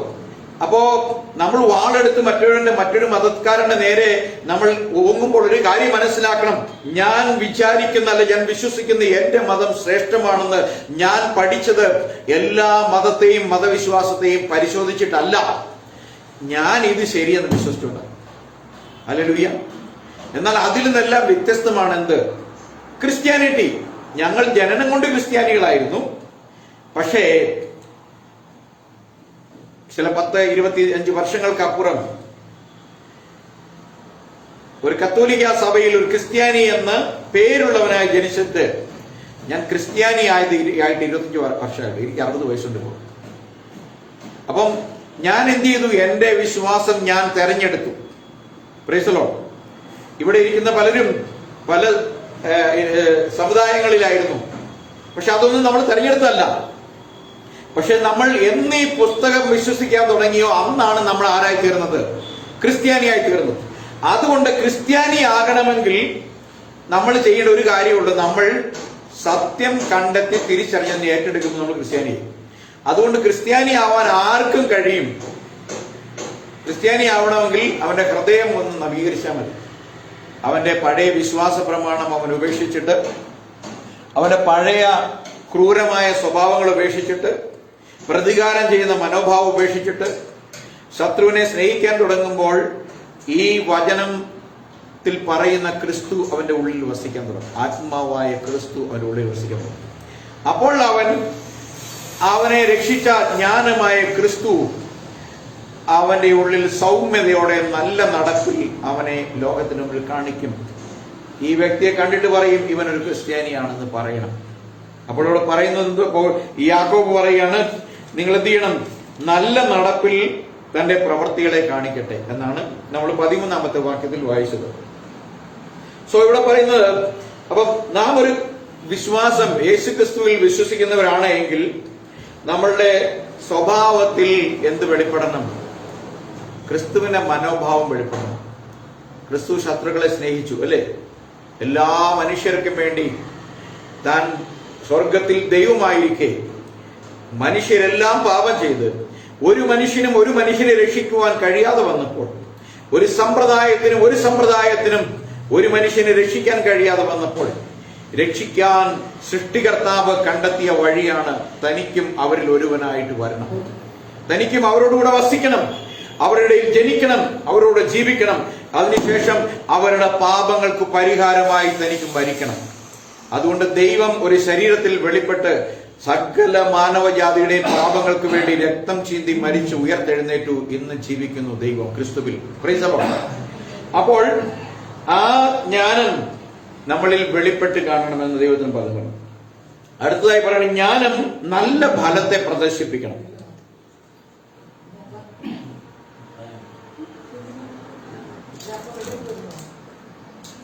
ജ്ഞാനം നല്ല ഫലത്തെ പ്രദർശിപ്പിക്കണം. അടുത്ത വാക്യം വായിക്കാം, 14-ാമത്തെ വാക്യം. എന്നാൽ നിങ്ങൾക്ക് ഹൃദയത്തിൽ കയ്പുള്ള ഈർഷ്യയും സാഠ്യവും ഉണ്ടെങ്കിൽ സത്യത്തിന് വിരോധമായി പ്രശംസിക്കുകയും ഭോഷ്ക് പറയുകയും അരുത്. ഇപ്പൊ പറയാണ്, ഇവിടെ പറയുക, ആരോടാ പറയുന്നത്? യാക്കോബ് അപ്പോസ്തലൻ ഹെബ്രായ സഭയോട് പറയുകയാണ്. ഈ സഭ യേശുക്രിസ്തുവിന്റെ നാമത്തിൽ സ്നാനമേറ്റ് വിശുദ്ധ ജീവിതം നയിക്കുന്ന കൂട്ടായ്മയാണ്. എന്നിട്ട് നമുക്കറിയാം, ഈ ദൈവസഭയിലേക്ക് വന്ന എല്ലാവരും ഒരുപോലെ രൂപാന്തരം വന്നവരോ ഒരുപോലെ സൽപ്രവർത്തികൾ വളർന്നവരോ അല്ല. കാരണം സഭ എന്ന് പറയുന്ന ഇത് എന്താണ്? സഭ എന്ന് പറയുന്നത് ഒരു കൂട്ടായ്മ, അല്ലെ? ബൈബിൾ പറയുന്നത് അതൊരു ശരീരമാണ്, ക്രിസ്തുവിന്റെ ശരീരത്തിന്റെ ഒരു ഭാഗമാണ് ഒരു പ്രാദേശിക സഭ. ഈ സഭ എന്ന് പറയുന്നത്, പലരും പറയും രക്ഷ മാത്രം മതി, സഭയുടെ ഒരു കൂട്ടായ്മയൊന്നും വേണ്ട എന്ന് പറയുന്ന ആളുകളുണ്ട്. അതിനോട് യോജിക്കുന്നുണ്ടോ? ഇല്ല. സഭ എന്ന് പറയുന്ന സ്ഥലം ഏതാണ്? എന്താണ്? Place of correction. സഭയിലാണ് നമ്മൾ എന്ത് ചെയ്യുന്നത്? നമ്മുടെ തെറ്റുകുറ്റങ്ങളെ നാം കണ്ടെത്തി തിരുത്തി പഠിച്ചു വരുന്നത്. സഭ എന്ന് പറയുന്നത് ഒരു പഠന കളരിയാണ്. സഭയിൽ ഇന്ന് ഞാൻ നിങ്ങളോട് പ്രസംഗിക്കുമ്പോൾ നമുക്ക് തോന്നി നമ്മൾ ജ്ഞാന ലക്ഷണം കാണിക്കണം നമ്മൾ പഠിച്ച അങ്ങനെയല്ലേ? സഭയിലാണ് എന്തുള്ളത്? ഒരു ക്രിസ്ത്യാനിയെ നയിക്കുന്ന മഹത്വത്തിൽ അവനെ കൊണ്ടുപോകാൻ കഴിയുന്ന ഉപദേശങ്ങൾ രൂപപ്പെടുത്തുന്നതും പ്രചരിപ്പിക്കപ്പെടുന്നതും അങ്ങനെ നമ്മൾ ഒരുമിച്ച് അതിൽ വളരുകയും ചെയ്തു. ഇപ്പൊ രക്ഷ നമുക്ക് യേശുക്രിസ്തുവിൽ വിശ്വസിക്കുമ്പോൾ കിട്ടുമെങ്കിൽ സഭയിലേക്ക് വരുമ്പോഴാണ് നമ്മളുടെ ക്രിസ്തുവിന്റെ ശരീരം, ആത്മീയ ശരീരം വെട്ടി ചെത്തി ഒരുക്കിയിട്ട് മേഘങ്ങളിൽ കർത്താവിനോട് പോകുവാൻ രീതിയിൽ സ്വർഗത്തിൽ പോകാൻ ഒരുക്കുന്ന ഒരു സ്ഥലം. ഇപ്പൊ സഭയിൽ യാക്കോബ് പറയുകയാണ്, എന്നാൽ ഇങ്ങനെ പറഞ്ഞ ശേഷം സൗമ്യതയോടെ നിങ്ങളുടെ നല്ല നടപ്പിൽ നിങ്ങളെ എന്ത് ചെയ്യണം? നിങ്ങളുടെ ജ്ഞാനം വെളിപ്പെട്ട് കാണിക്കണം. അങ്ങനെ കാണിച്ചിട്ട് അങ്ങനെ പറഞ്ഞതിന് ശേഷം അടുത്ത വാക്യത്തിൽ പറയുകയാണ്, എന്നാൽ നിങ്ങൾക്ക് ഹൃദയത്തിൽ കയ്പുള്ള ഈർഷ്യയുണ്ടെങ്കിൽ. കയ്പ് എന്നുള്ളത് നമ്മള് മധുരമോ ഉപ്പോ പോലെ ഒരു ആസ്വാദ്യകരമായ ഒരു രുചിയല്ല, നെഗറ്റീവ് രുചി, അല്ലെ? കയ്പ് നമ്മൾ അധികം ആളുകൾ ഇഷ്ടപ്പെടത്തില്ല. നമുക്ക് കയ്പ് കുടിക്കാൻ തന്നു കഴിഞ്ഞാൽ ഇഷ്ടപ്പെടുന്നത് മധുരം കുടിക്കാൻ ഇഷ്ടമാണ്. അപ്പം കയ്പും മധുരത്തിന് ഓപ്പോസിറ്റ് ആയിട്ടുള്ളതാണ്. അപ്പൊ കയ്പുള്ള ഈർഷ്യ എന്ന് പറഞ്ഞാൽ എന്താണ്? പഴയ മലയാളം പദമാണ്. വിരോധമോ അല്ലെങ്കിൽ ഇഷ്ടക്കേടോ ഒക്കെ നിങ്ങൾക്ക് ഉണ്ടെങ്കിൽ, സാഠ്യമുണ്ടെങ്കിൽ, സത്യത്തിന് വിരോധമായി പ്രശംസിക്കുന്നുണ്ടെങ്കിൽ, പ്രശംസയൊക്കെ ഉണ്ട് കാര്യം, പക്ഷെ സത്യത്തിന് വിരോധം. ഞാൻ അങ്ങനെയാണ് ഇങ്ങനെയാണെന്നൊക്കെ ചുമ്മാ പൊള്ളയടിക്കുക. കള്ളം പറഞ്ഞിട്ട് ഞാൻ സത്യം മാത്രമേ പറയുള്ളൂ എന്ന് പറയുക, മോഷ്ടിച്ചിട്ട് ഞാൻ നല്ലവനാണെന്ന് പറയുക, അമാന്യമായി ജീവിച്ചിട്ട് മാന്യനാണെന്ന് പറയുക, ഇതൊക്കെ സത്യത്തിന് വിരോധമായ പ്രശംസയാണ്. ഇതിനെ ബൈബിൾ വിളിക്കുന്ന പേരാണ് ബോഷ്ക്. Price the Lord. എന്തിനാ അവിടെ പറയുന്ന ഒരു വാക്യം? ആദ്യം പറഞ്ഞു, ആദ്യ സൗമ്യതയോടെ നല്ല നടപ്പിൽ പ്രവർത്തികളെ കാണിക്കട്ടെ എന്ന് പറഞ്ഞിട്ട് രണ്ടാമത്തെ വാക്യത്തിൽ പറയുകയാണ്, ഇതൊന്നും നിങ്ങൾ എന്ത് ചെയ്യരുത്, ഇതൊന്നും നിങ്ങൾക്ക് അരുത് എന്നാ പറയുന്നത്, അല്ലെ? ബോഷ്ക് പറയുകയും അരുത്.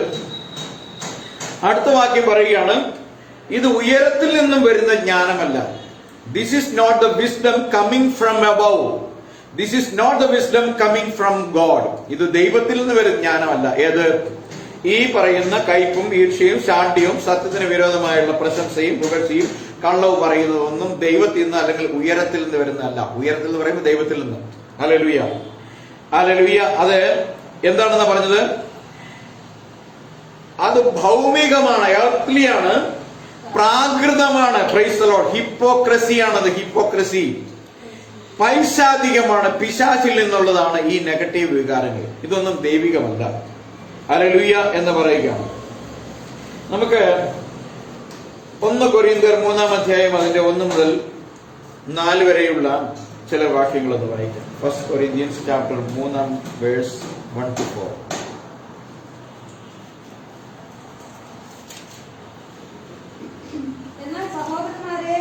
എന്നാൽ സഹോദരന്മാരെ, നിങ്ങളോട് എനിക്ക് ആത്മീകന്മാരോടെന്ന പോലെ അല്ല, ജഡികന്മാരോടെന്ന പോലെ, ക്രിസ്തുവിൽ ശിശുക്കളായവരോടെന്ന പോലെ അത്രേ സംസാരിപ്പാൻ. നിർത്താം.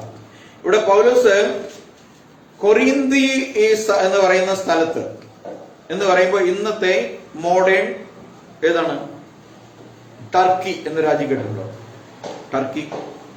ടർക്കി ആയിരുന്നു പണ്ട് ബൈബിൾ കാലഘട്ടങ്ങളിൽ കൊറിന്ത് എന്നായിരുന്നു സ്ഥലത്തിന്റെ പേര്. ഈ പറയുന്ന സ്ഥലങ്ങളൊക്കെ ഇന്നും ഉള്ളതാണ് കേട്ടോ. ഇതെല്ലാം ഇന്നുമുള്ള സ്ഥലങ്ങളാണ്. ചില സ്ഥലങ്ങളിൽ സംസ്കാരത്തിന്റെയും അല്ലെങ്കിൽ സിവിലൈസേഷന്റെ ഭാഗമായിട്ട് പിന്നീട് വന്ന ജനതകൾ അവിടെ പേര് മാറ്റിയിട്ടുണ്ടെന്നേ ഉള്ളൂ. ഇതിപ്പോഴും ഭൂപടലത്തിൽ ഇത് അടയാളപ്പെടുത്തപ്പെട്ട ചരിത്ര രേഖകൾ നമുക്ക് കാണാൻ കഴിയും. യെരുശലേമിൽ തുടങ്ങി മറ്റ് റോമിലൊക്കെയുള്ള പല കാര്യങ്ങൾ അന്നത്തെ നമുക്ക് കാണാൻ കഴിയും. അപ്പൊ അവിടെ ഉള്ള ഒരു സഭയ്ക്കൊരു പ്രശ്നമുണ്ട്. ഒരുപാട് കറക്ഷൻ ആവശ്യമുള്ള ഒരു സഭയായിരുന്നു കൊറിന്തിലെ സഭ. Corinth is a place of correction എന്നൊരു പുസ്തകമുണ്ട്. അപ്പം ഈ സഭയിൽ പൗലോസ് വന്നിട്ട് അവരെ അഡ്രസ് ചെയ്യാണ് സഹോദരന്മാരെ. അവരെ ഇപ്പോഴും പക്വത പ്രാപിക്കാത്തവരും കള്ളം പറയുന്നവരൊക്കെ അതിനകത്തുണ്ട്. വളർച്ച പ്രാപിക്കാത്ത ഒരു സഭയാണ്. സഭയാണെങ്കിൽ എന്ത് ചെയ്യണം? സഭ വളരണം. എങ്ങനെ വളരണം? ആൾക്കൂട്ടത്തിലല്ല വളരേണ്ടത്. ക്രിസ്തുവിന്റെ ശരീരം എന്നുള്ള നിലയിൽ വിശുദ്ധിയിലും സൽസ്വഭാവത്തിലും പരസ്പര ബഹുമാനത്തിലും സാഹോദര്യത്തിലും കരുണയിലും ഉദാരതയിലും സഭ വളരണം. അതിന്റെ അടിസ്ഥാനമായി ദൈവവചനത്തിലുള്ള ശുദ്ധീകരണം അവരുടെ നടുവിൽ ഉണ്ടായിരിക്കണം. അപ്പൊ അങ്ങനെയുള്ള ഒരവസ്ഥയിൽ പൗലോസ് ഇവർക്ക് കത്ത് എഴുതിക്കൊണ്ട് പറയുകയാണ്, സഹോദരന്മാരെ, നിങ്ങളോട് എനിക്ക് ആത്മീയന്മാരോട് എന്ന പോലെ അല്ല. എനിക്ക് നിങ്ങളോട് പറയാനുള്ളത് എങ്ങനെയുള്ള ഒരാളുടെ പോലെയാ? ജഡികന്മാരെ പോലെയാണ്. ജഡത്തിന്റെ ചിന്ത അനുസരിച്ച് നടക്കുന്ന, തല്ലിന് തല്ല്, കണ്ണിന് പകരം കണ്ണ്, പല്ലിന് പകരം പല്ല്, ഇങ്ങോട്ട് കിട്ടിയാൽ ഹലോ എന്ത് പറ്റി, കിട്ടിയാൽ കൊടുക്കണം. ഇങ്ങനെയുള്ള ആളുകളും സഭയിൽ വരാറുണ്ട്. അപ്പോൾ ഇവിടെ പറയുന്നത് എന്ന പോലെ അല്ല, ആത്മീയ ജഡികന്മാരോട് എന്ന പോലെ, ക്രിസ്തുവിൽ ശിശുക്കളായവരോട് എന്ന പോലെ അത്രേ സംസാരിപ്പാൻ കഴിഞ്ഞു. ഇത് പൗലോസ് എപ്പോ പറയുന്ന ഒരു കാര്യം, ഇത് വായിക്കുമ്പോൾ നമുക്ക് എന്താ തോന്നുന്നേ? പൗലോസ് പിന്നീട് കൊരിന്ത്യർക്ക് എഴുതി കത്ത് എഴുതുമ്പോൾ പറയുകയാണ്, അല്ലേ? നമ്മൾ അങ്ങനെയല്ല വായിക്കേണ്ടത്. മനസ്സിലാക്കുന്ന എന്താ? ഇതൊരു കത്തല്ലേ? കൊരിന്ത്യർക്ക് എഴുതി ലേഖനം. അപ്പൊ പൗലോസ് നേരത്തെ കൊരിന്തിൽ പോയപ്പോൾ സംസാരിച്ച കാര്യത്തെ പിന്നീട് കത്തെഴുതിയവരെ അവരോട് അറിയിക്കുകയാണ്, നിങ്ങളോട് എനിക്ക് ആത്മീയന്മാരുടെ പോലെ അല്ല, ജഡിയന്മാരുടെ പോലെ, ക്രിസ്തുവിൽ ശിശുക്കളായവരോട് എന്ന പോലെ അത്രേ സംസാരിപ്പാൻ കഴിഞ്ഞുള്ളൂ. ഇപ്പൊ നേരെ സംസാരിക്കല്ല, നേരത്തെ കഴിഞ്ഞ ഒരു കാര്യത്തെ കുറിച്ച് പറയുകയാണ്. എനിക്ക് കഴിയുന്നതിന്റെ കാര്യം എന്താണ്? കാരണം നിങ്ങൾക്ക് വേണ്ടിയത് ഭക്ഷണമല്ല, പാൽ എത്രേ ഞാൻ നിങ്ങൾക്ക് തന്നത്. ഇപ്പൊ കൊരിന്തിൽ വന്നിട്ട് പൗലോസ് പറയുകയാണ്, പൗലോസ്, ഞാൻ നിങ്ങളുടെ അടുക്കൽ വന്നപ്പോ നിങ്ങൾക്ക് ഞാൻ എന്താണ് തന്നത്? ഭക്ഷണമല്ല. എന്ന് വെച്ചാൽ പൗലോസ് അവിടെ വന്നിട്ട് കപ്പയിറച്ചി കൊടുക്കുകയാണോ ചെയ്തത്? അല്ല. ഇനി പാലാണോ കൊടുത്തത്? അല്ല. നമ്മൾ മനസ്സിലാക്കണം, പാലാരാ കുടിക്കുന്നതെന്നും പറഞ്ഞിട്ടുണ്ട്. പാലാരാ കുടിക്കുന്നത്? കുഞ്ഞുനാളിൽ പാല് മാത്രം കഴിക്കാൻ പറ്റുള്ളൂ അല്ലേ കുഞ്ഞുങ്ങൾക്ക്. പിന്നീട് നമുക്ക് പാലിൽ ഇച്ചിരി കട്ടി കൂട്ടി കുറുക്കാക്കി കൊടുക്കും. പിന്നീട് നമ്മൾ എന്ത് ചെയ്യും? കട്ടിയുള്ള ആഹാരങ്ങള് വായു ചവച്ച് പല്ലൊക്കെ വരുമ്പോൾ ചവയ്ക്കാൻ കൊടുക്കണം. പിന്നീട് അവർ തന്നെത്താൻ ഭക്ഷണം ചോദിച്ചു മേടിച്ചോ എല്ലാം കഴിച്ചു കൊടുക്കും.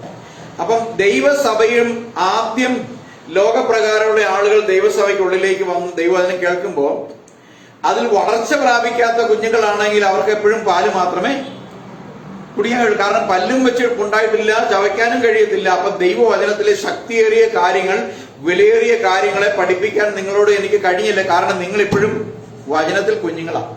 അതുകൊണ്ട് ഞാൻ നിങ്ങളുടെ അടുക്ക വന്നപ്പോൾ, ഞാൻ എഫേസൂസിൽ പോകുമ്പോഴും ഗലാത്തിയിൽ പോകുമ്പോഴും, ഞാൻ പിന്നീട് പല സ്ഥലങ്ങളിൽ ഇക്കോന്യയിൽ പോകുമ്പോഴും ഇത്താലിക്കയിൽ പോകുമ്പോഴും അതുപോലെ റോമിലൊക്കെ പോകുമ്പോഴും ഞാൻ വലിയ വലിയ കാര്യങ്ങളോട് പറയുമ്പോൾ നിങ്ങളുടെ അടുക്ക വന്നിട്ട് ഞാൻ പിന്നെ നിങ്ങളോട് പറയുന്നത് പാലായ കുഞ്ഞു കാര്യങ്ങളാണ്, ബേസിക്. ഹല്ലേലൂയ. അത് കാണിക്കുന്ന ആ സഭ വളർച്ച പ്രാപിക്കാത്ത സഭയാണ്. അപ്പൊ നമ്മൾ അങ്ങനെ ആവാൻ പാടുണ്ടോ? ഇല്ല. നമ്മൾ വളർച്ച പ്രാപിച്ചുകൊണ്ടിരിക്കണം. വളർച്ച പ്രാപിക്കണമെങ്കിൽ നമ്മൾ ദൈവസഭയ്ക്കകത്ത് വന്ന് ദൈവവചനം കേൾക്കണം. എനിക്ക് സഭ വേണ്ട, കൂട്ടായ്മ വേണ്ട എന്നൊക്കെ പറഞ്ഞ് എവിടെയെങ്കിലും ഒറ്റയ്ക്ക് പോയിരുന്ന് ഞാൻ അവിടുന്ന് ആരാധിച്ചോളാം എന്ന് പറഞ്ഞു കഴിഞ്ഞാൽ ശരിയാവില്ല. അവരിനിയും വളർച്ച പ്രാപിക്കണം. അവർ അടിസ്ഥാന പ്രമാണങ്ങൾ, ദൈവിക മർമ്മങ്ങളെ അറിയണം. സഭ is A church, is A place of correction. അവിടെയാണ് നാം ചെത്തി ഒരുക്കപ്പെടുന്നത്. ചർച്ച് എന്ന് പറയുന്നത് ഒരു കല്ലുവെട്ട് കുഴിയാണെന്നാണ് പഴയ നിയമത്തിൽ പറയുന്നത്. ഹല്ലേലൂയ. അതുകൊണ്ട് ഭക്ഷണമല്ല, പാൽ എത്രയും ഞാൻ നിങ്ങൾക്ക് തന്നത് ഭക്ഷിപ്പാൻ നിങ്ങൾക്ക് കഴിവില്ലായിരുന്നു. നിങ്ങൾക്ക് കട്ടിയായ കാര്യങ്ങൾ പറഞ്ഞാൽ അത് ഗ്രഹിക്കാൻ നിങ്ങൾക്ക് എന്തില്ലായിരുന്നു? കഴിവില്ലായിരുന്നു. ഇപ്പോഴും കഴിവായിട്ടില്ല. ഈ കത്ത് ഞാൻ എഴുതുമ്പോഴും നിങ്ങൾക്ക് എന്തായിട്ടില്ല? ഇപ്പോഴും കട്ടിയായ ആഹാരം, ദൈവവചനത്തിലെ ആത്മീയ ഭക്ഷണം, spiritual food for the due season നിങ്ങൾക്ക് കഴിപ്പാനുള്ള ശേഷി നിങ്ങൾക്കുണ്ടായിട്ടില്ല. ഹല്ലേലൂയ. ഇപ്പോഴും കഴിവായിട്ടില്ല. ഇന്നും നിങ്ങൾ ജഡികന്മാരല്ലോ. Still today, still you are thinking fleshly. ജഡം സംബന്ധിച്ചുള്ള ചിന്തകളാണ് നിങ്ങൾ ചിന്തിക്കുന്നത്. അതുകൊണ്ട് നിങ്ങൾ ജഡികന്മാരും ശേഷം മനുഷ്യരെ പോലെ നടക്കുന്നവരുമല്ലയോ. നിങ്ങൾ പള്ളിയിൽ വരുന്നുണ്ട്, ആരാധനയ്ക്ക് കൂടുന്നുണ്ട്, പക്ഷെ നിങ്ങളുടെ പുറത്തോട്ട് ഇറങ്ങി കഴിയുമ്പോൾ നിങ്ങൾ അയൽവക്കക്കാരുമായിട്ട് ശരിയല്ല, ചേട്ടനും അനിയനും തമ്മിൽ ശരിയല്ല, അമ്മയും അപ്പനും തമ്മിൽ ശരിയല്ല, മക്കളും അപ്പനും തമ്മിൽ ശരിയല്ല, അമ്മയും മക്കളും തമ്മിൽ ശരിയല്ല, നിങ്ങൾ ജോലി ചെയ്യുന്ന സ്ഥാപനത്തിൽ നിങ്ങൾ ശരിയല്ല, നിങ്ങളെല്ലാ തല്ലുപൊളിക്ക് ആളുകളെ പോലെ നടക്കുക. പക്ഷെ ഞായറാഴ്ച പള്ളിയിൽ വരുന്നുണ്ട്. അതുകൊണ്ട് മാത്രമല്ല, നിങ്ങളുടെ ഇടയിൽ എന്തുണ്ട്? നിങ്ങളുടെ ഡിവിഷൻ ഉണ്ട്. ഡിവിഷൻ, നിങ്ങളുടെ എന്ത് ഭിന്നതയുണ്ട്. എന്താണ് ഭിന്നത? ഒരുത്തം വന്നിട്ട് പറയണേ ഞാൻ പൗലോസിന്റെ പക്ഷക്കാരനാണ്. ഹല്ലേലൂയ. വേറെ ചിലർ പറയണേ ഞങ്ങൾ അപ്പൊല്ലോസിന്റെ പക്ഷക്കാർ. എന്നിട്ട് പൗലോസ് പറയുകയാണ് നിങ്ങൾ സാധാരണ മനുഷ്യരല്ലയോ. അപ്പൊല്ലോസ് ആർ, പൗലോസ് ആർ. തങ്ങൾക്ക് കർത്താവ് നൽകിയതുപോലെ നിങ്ങൾ വിശ്വസിപ്പാൻ കാരണമായി തീർന്ന ശുശ്രൂഷകന്മാരത്രേ. അതുകൊണ്ട് പൗലോസും അപ്പൊല്ലോസും യാക്കോബും യോഹന്നാനും അവർക്കൊന്നും അല്ല പ്രസക്തി. ഇതൊക്കെ ദൈവസഭയെ നട്ട് നനച്ച് തേജസ്സിൽ കർത്താവിന്റെ മഹത്വമുള്ള പ്രത്യക്ഷതയിൽ സ്വർഗത്തിൽ കൊണ്ടുപോകാൻ ഒരു ജനതയെ ഒരുക്കുന്ന ജോലിക്കാർ മാത്രമാണ്. ഞാനും അങ്ങനെ ഒരാൾ മാത്രം. ഹല്ലേലൂയ. പ്രശംസിക്കാൻ നമുക്കൊന്നുമില്ല. ഒറ്റ പ്രശംസയുള്ളൂ. ദൈവം ലോകത്തിൽ ഒരു മനുഷ്യന് നൽകാൻ കഴിയുന്ന ഏറ്റവും വലിയ പദവിയാണെന്ത്? ഏറ്റവും വലിയ പദവി എന്താ? ദൈവത്തിന്റെ വചനം പ്രസംഗം. മക്കളത് എല്ലാവർക്കും ഉള്ള പദവിയാണ്. പക്ഷേ അംബാസഡർ എന്നൊരു വാക്യം നിങ്ങൾ കേട്ടിട്ടുണ്ടോ? പൗലോസിനെ സ്വയം പറയുന്ന ആരാണ്? Ambassador of Christ. ക്രിസ്തുവിന്റെ അംബാസഡർ. എന്താ അംബാസഡർ ചെയ്യുന്നത്? നമുക്കറിയാം. നമുക്ക് ഇന്ത്യ ഏതാണ്ട് 186 രാഷ്ട്രങ്ങളിൽ ഇന്ത്യയുടെ അംബാസഡർമാരുണ്ട്. അത്രത്തോളം രാജ്യങ്ങൾ ഇല്ലെങ്കിലും ഒരുവിധപ്പെട്ട എല്ലാ രാജ്യങ്ങളും നമുക്ക് നയതന്ത്ര ബന്ധമുള്ള എല്ലാ രാജ്യങ്ങളിലെയും രാജ്യങ്ങളുടെ പ്രതിനിധിയായ അംബാസഡർമാർ നമ്മുടെ രാജ്യത്തുണ്ട്. ചാണക്യപുരി എന്ന് പറഞ്ഞൊരു സ്ഥലമുണ്ട് ഡൽഹിയിൽ. കണ്ടിട്ടുണ്ടോ? നമ്മൾ പോയിട്ടുണ്ട്. റഷ്യൻ അമേരിക്കൻ എംബസിയൊക്കെ അടുത്തുള്ള പോയവർക്ക് പതാക വെച്ചില്ല ഓർക്കുന്നില്ല. അപ്പൊ അവിടെ ആ സ്ഥലം പൂർണ്ണമായും എംബസികളാണ്. എംബസി എന്ന് വെച്ചാൽ മലയാളം എന്താണ്? നയതന്ത്ര കാര്യാലയം. അമേരിക്കയുടെ നയതന്ത്ര കാര്യാലയം, പാകിസ്ഥാന്റെ നയതന്ത്ര കാര്യാലയം. അപ്പൊ അത് വളരെ സെക്യൂരിറ്റി ഉള്ള പ്രദേശമാണ്.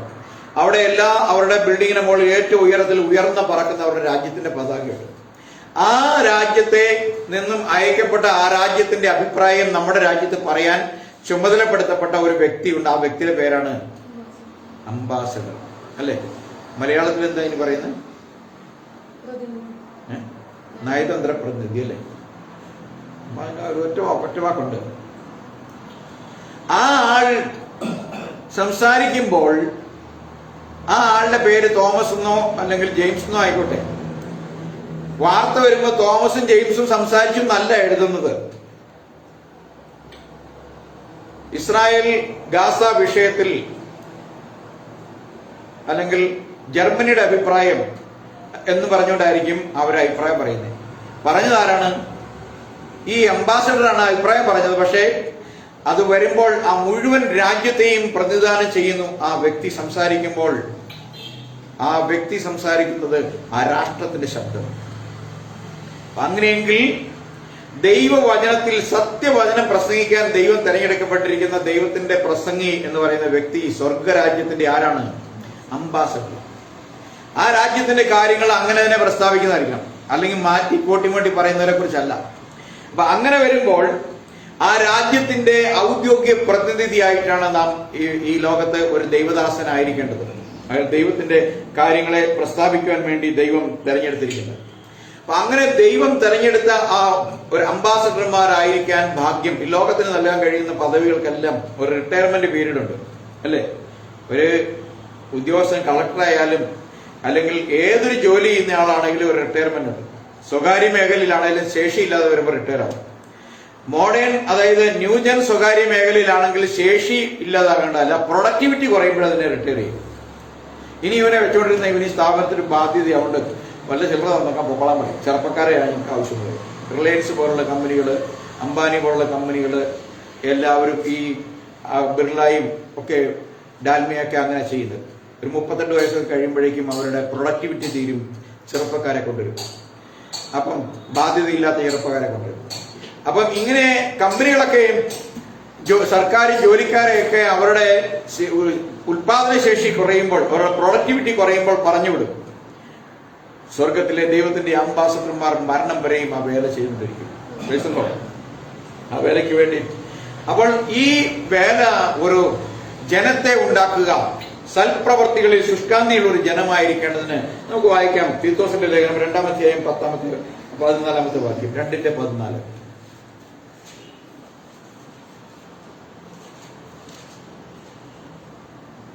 അവൻ നമ്മെ സകല അധർമ്മത്തിൽ നിന്നും വീണ്ടെടുത്ത്. ആര്? ക്രിസ്തു.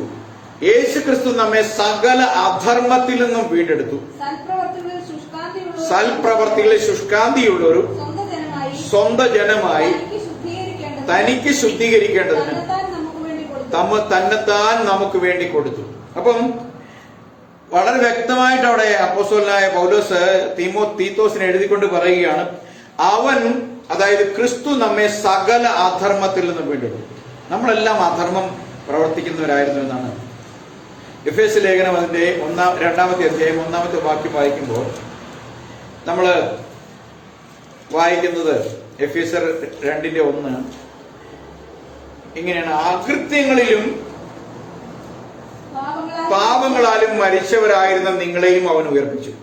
എന്ന് പറഞ്ഞാൽ അകൃത്യങ്ങളും പാപങ്ങളും ചെയ്ത് ദൈവത്തിന്റെ ജീവനിൽ നിന്ന് അകന്നു പോയിരുന്ന നിങ്ങളെ ക്രിസ്തു കാൽവരി ബലിയിൽ ചീന്തിയ രക്തത്തിലുള്ള വിശ്വാസ പ്രമാണം നിമിത്തം ഉയർപ്പിച്ചു.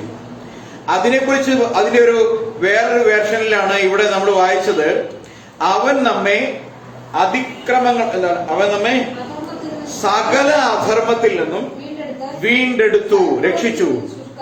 സൽപ്രവർത്തികളിൽ ശുഷ്കാന്തിയുള്ള സ്വന്തം ജനമാണ്. അപ്പം ഒരു ക്രിസ്ത്യാനി എന്തായിരിക്കണം എന്നാണ് ഇവിടെ നമ്മൾ വായിച്ചത്? സൽപ്രവർത്തി ചെയ്യാൻ എന്തുണ്ടായിരിക്കണം? ശുഷ്കാന്തി ഉണ്ടായിരിക്കണം. അത് അവസരം കിട്ടുമ്പോൾ ചെയ്യാന്നാണോ ശുഷ്കാന്തി എന്ന് പറഞ്ഞാൽ? അല്ല. പിന്നെ ഒരു വാഞ്ച, ഒരു അഭിവാഞ്ച, ഒരു തീഷ്ണത. എനിക്ക് മറ്റുള്ളവർക്ക് നന്മ ചെയ്യണം, ഒരാൾക്ക് ഒരു വഴിയെങ്കിലും ഒരു ദിവസം പറഞ്ഞു കൊടുക്കണം, ഒരു നേരത്തെ ആഹാരം കൊടുക്കണം, വിശക്കുന്നവന് ആഹാരം കൊടുക്കണം, കഷ്ടതയിലും ദാരിദ്ര്യത്തിൽ കഴിയുന്നവരെ നമ്മളെ നീക്കീരിപ്പെടുത്ത് അവർക്ക് കൊടുക്കണം എന്നാണ് ബൈബിൾ പറയുന്നത്. പക്ഷെ നമ്മൾ കൊടുക്കുമോ? ഇല്ല. പക്ഷെ നമ്മൾ കൊടുക്കുമ്പോൾ നാളെ എന്താകുന്ന, പക്ഷെ അങ്ങനെ ബൈബിൾ പറയുന്നത് നാളെ കുറിച്ച് എന്ത് ചെയ്യണ്ട, വിചാരപ്പെടേണ്ടെന്നാണ് പറഞ്ഞത്. അപ്പം ക്രിസ്ത്യാനിറ്റി നമുക്കറിയാം, ഒരു വിധവ ദേവാലയത്തിൽ കാണിക്കയിട്ടപ്പോ കർത്താവ് അത് വലിയ വലിയ നോട്ടൊക്കെ പലരും കൊണ്ട്, വലിയ വലിയ ദിനാറൊക്കെ കൊണ്ടുവന്ന് പണ്ടാരത്തിൽ ഒരുപാട് പേരിട്ടു. ഒരു വിധവ വന്ന് അവളുടെ പേഴ്സിനകത്ത് നിന്ന് ആകെ പാടെ ഉണ്ടായിരുന്ന ഒരു നാണയം എടുത്ത് ദേവാലയത്തിൽ ഇട്ടു. കർത്താവ് അവരെ ശിഷ്യന്മാരെ വിളിച്ച് പറഞ്ഞു, ഈ വിധവ എല്ലാവരെക്കാളും ഇട്ടു എന്ന് പറഞ്ഞു. അപ്പൊ ശിഷ്യന്മാർക്ക് ചോദിക്കും, അവര് $5000 അല്ലെങ്കിൽ ഇത്ര ദിനാർ ഇട്ടില്ലേ? അവളിട്ടത് ഒരു ദിനാറല്ലേ ഉള്ളൂ, ഒരു ദിനാറിന് നാണയമല്ലേ, അതെങ്ങനെയാണ് അവരെക്കാൾ വലുതാകുന്നത്? അപ്പൊ അവർ പറയാൻ, കർത്താവ് പറഞ്ഞു, അവരവരുടെ സമൃദ്ധിയിൽ നിന്ന് ഇട്ടു, എന്നാൽ ഇവളുടെ ആഹാരത്തിന്റെ ഭാഗം ഇട്ടു. ആരാണ് ഏറ്റവും വലുത് ഇട്ടത്? എല്ലാം ഇട്ടത് നാളെ എന്ത് തനിക്കുണ്ട് എന്ന് വിചാരിക്കാതെ ദൈവത്തിന് ഉള്ളത് കൊടുക്കുമ്പോൾ ദൈവം തന്നെ പോറ്റിക്കൊള്ളുമെന്നുള്ള വിശ്വാസം കൊണ്ട് ആ സഹോദരി ചെയ്തതുകൊണ്ടാണ് കർത്താവ് അവൾ പറയുന്നത്, ഈ വിധവ ഇവരെക്കാൾ എല്ലാവരേക്കാൾ അധികമായി നൽകി എന്ന് പറയുന്നത്. Price the Lord. അപ്പോ ദൈവം നമ്മെ സൽപ്രവർത്തികളിൽ ശുഷ്കാന്തിയുള്ള ഒരു ജനമായിരിക്കേണ്ടതിനാണ് നമ്മെ വേർതിരിച്ചത്. എഫേസ്യർ 2:10 നമുക്ക് ഇതിനോടൊപ്പം ചേർത്തൊന്ന് വായിക്കാം.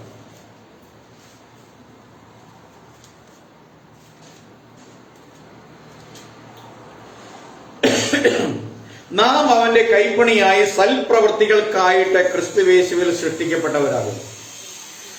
ഇവിടെ പറയുന്ന ഒരു പുതിയ ക്രിസ്ത്യാനി ഒരു പുതിയ സൃഷ്ടിയാണ്, വീണ്ടും ജനിച്ച ക്രിസ്ത്യാനിയാണ്, ബോൺ അഗെയിൻ, രക്ഷിക്കപ്പെട്ട ക്രിസ്ത്യാനി.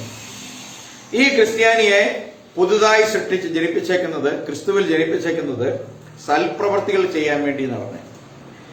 നാം ചെയ്യേണ്ടതിന് ദൈവം നമുക്കത് ഒരുക്കി വെച്ചേക്കുക. നമ്മൾ ചെയ്യണമെന്ന് ദൈവം ആഗ്രഹിക്കുന്ന കാര്യങ്ങൾ. നമ്മൾ ക്രിസ്തുവിന്റെ ഫലം കായ്ക്കണം. ക്രിസ്തു ഈ ലോകത്ത് ജീവിച്ചിരുന്ന 33 വർഷം താൻ ഈ ലോകത്ത് ചെയ്ത പ്രവർത്തികൾ ഇന്ന് നാം ഓരോരുത്തരും മറ്റുള്ളവർക്ക് വേണ്ടി ചെയ്യണം. ശത്രുവിനെ സ്നേഹിക്കണം, അവർക്ക് വിശക്കുമ്പോൾ ആഹാരം കൊടുക്കണം, ഇല്ലാത്തവരെ കൊടുക്കണം, അവരെ സംരക്ഷിക്കണം. ഈ മാർഗത്തെയാണ് അറിവില്ലായ്മ കൊണ്ട് അനവധി ആളുകൾ നശിപ്പിക്കാൻ ശ്രമിക്കുന്നത്. ക്രിസ്ത്യാനിറ്റിയെ കുറിച്ച് അതിന്റെ ഉള്ളിലേക്ക് വന്ന് വല്ല അറിയാൻ ശ്രമിച്ച ആരെങ്കിലും ഈ മാർഗത്തിന് ശത്രുവായിരിക്കും കഴിയുമോ? ഇല്ല. അത്രമാത്രം ഉത്കൃഷ്ടമാണ് ഈ മാർഗം. Price the Lord. ഹല്ലേലൂയ. നമുക്ക് വീണ്ടും അടുത്ത വാക്യം വായിക്കാം. 16ാമത്തെ വാക്യം. ഈർഷ്യവും ശാഠ്യവും ഉള്ളിടത്ത് കലക്കവും സകല ദുഷ്പ്രവൃത്തിയുമുണ്ട്. ഇപ്പൊ കോപവും ഈർഷ്യവും ശാഠ്യവും ഒക്കെ ഉണ്ടെങ്കിൽ അങ്ങനെയുള്ള ആളുകൾ വസിക്കുന്നിടത്ത് എല്ലാ ഇങ്ങനെയുള്ള സകല ദുഷ്പ്രവൃത്തികളും ഉണ്ട്. നല്ല സ്ഥലങ്ങളിൽ, നല്ല ജീവിത മാർഗങ്ങളിൽ, നല്ല അച്ചടക്കമുള്ള സ്ഥലത്ത് ഇതൊന്നും ഉണ്ടാവത്തില്ല. കാരണം ഒരു പ്രമാണമാണ് അവരെ നയിക്കുന്നത്. അവരൊരു ഉപദ്രവം ഉണ്ടാകുന്ന ഒരു കാര്യം ചെയ്യരുത്. അവന്റെ കണ്ണുനീർ പൊഴിയുമ്പോൾ എനിക്ക് വേദനിക്കണം, അപ്പോഴാണ് ഞാനൊരു ക്രിസ്ത്യാനിയാവുന്നത്. അതാണ് ലോകത്തിലെ ഏറ്റവും ഉദാരമതികളാണ് ക്രിസ്ത്യാനികളെ കുറിച്ച് പറയുന്നത്. ലോകത്തിലെ ഇന്ന് കാണുന്ന ഈ ലോകത്തെ രൂപപ്പെടുത്തിയത്, നമ്മളൊക്കെ നല്ല വസ്ത്രമിട്ട് നടക്കാൻ പഠിച്ചത്, നമ്മൾ ഇംഗ്ലീഷ് സംസാരിക്കാൻ പഠിച്ചത്, എന്തിനും മലയാളം ലിപി ഉണ്ടാക്കിയത് ആരാണ്?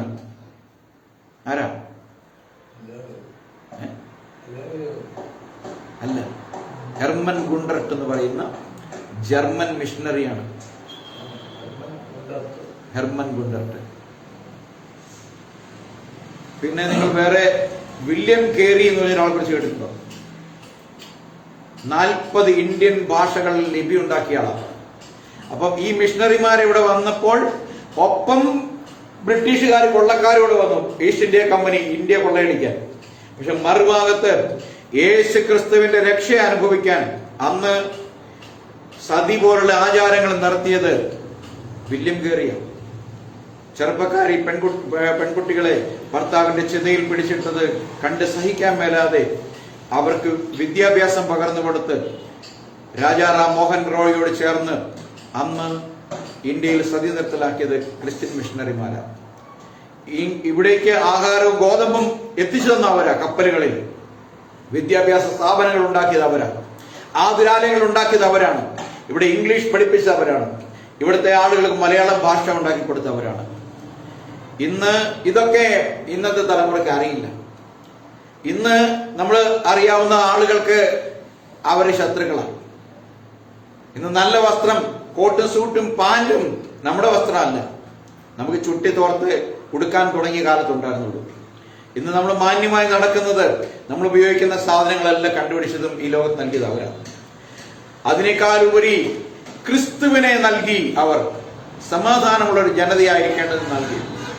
ഇതൊന്നും അറിയാതെ നമ്മൾ വാളെടുത്ത് വെളിച്ചപ്പാടെടുക്കുകയാണ്. ക്രിസ്ത്യാനികൾ ഈ ലോകത്തിന് ആപത്താണ്. ക്രിസ്ത്യാനികൾ എന്ത് ചെയ്യും? അങ്ങ് ഞങ്ങൾ ആപത്തല്ല, ഞങ്ങൾ നിങ്ങളെ സ്നേഹിക്കുന്നു പറയാതെ തല്ലി വലിച്ചുകൊണ്ടിരിക്കും. കാരണം അവർ കർത്താവ് പറഞ്ഞു, നിങ്ങളെ ഉപദ്രവിക്കുമ്പോൾ നിങ്ങൾ അവർക്ക് വേണ്ടി പ്രാർത്ഥിക്കാൻ പറഞ്ഞു. Price the Lord. നിങ്ങൾ ഉപദ്രവിക്കുന്നവരോട് നിങ്ങൾ പ്രാർത്ഥിക്കണം. Price the Lord. അടുത്തത് 17ാമത്തെ വാക്യം, ഉയരത്തിൽ നിന്നുള്ള ജ്ഞാനമോ. ഇനി നമ്മൾ 1ാമത്തെ വാക്യത്തിന്റെ വ്യാഖ്യാനത്തിലേക്ക് വരികയാണ്. ഉയരത്തിൽ നിന്നുള്ള ജ്ഞാനം ഒന്നാമത് നിർമ്മലമാണ്. Price the Lord.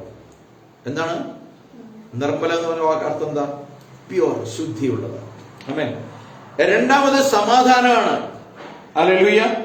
മൂന്നാമത് ശാന്തതയാണ്, മീക്ക്നെസ് ആണ്.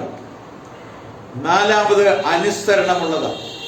നമുക്കറിയാം, ഏതൊരു സ്ഥാപനവും നിലനിൽക്കുന്നത് ആ സ്ഥാപനത്തിന്റെ അനുസരണത്തിന്റെ അടിസ്ഥാനത്തിലാണ്. നമുക്കറിയാം, എല്ലാ രാജ്യങ്ങൾക്കും സൈനിക ശക്തിയുണ്ട്, അല്ലേ? നമ്മുടെ ഇന്ത്യക്കും സൈനിക ശക്തിയുണ്ട്. ലോകത്തിലെ ടോപ്പ് 4 റാങ്കുകളിൽ പെടാവുന്ന ഒരു സൈനിക ശക്തിയുണ്ട്. പക്ഷെ നമുക്ക് ആർമി, എയർഫോഴ്സ്, നേവി എന്ന് പറയുന്ന 3 ഫോഴ്സ് ഉണ്ട്. ഈ 3 ഫോഴ്സിന്റെയും ഓരോ തലവന്മാരുണ്ട്.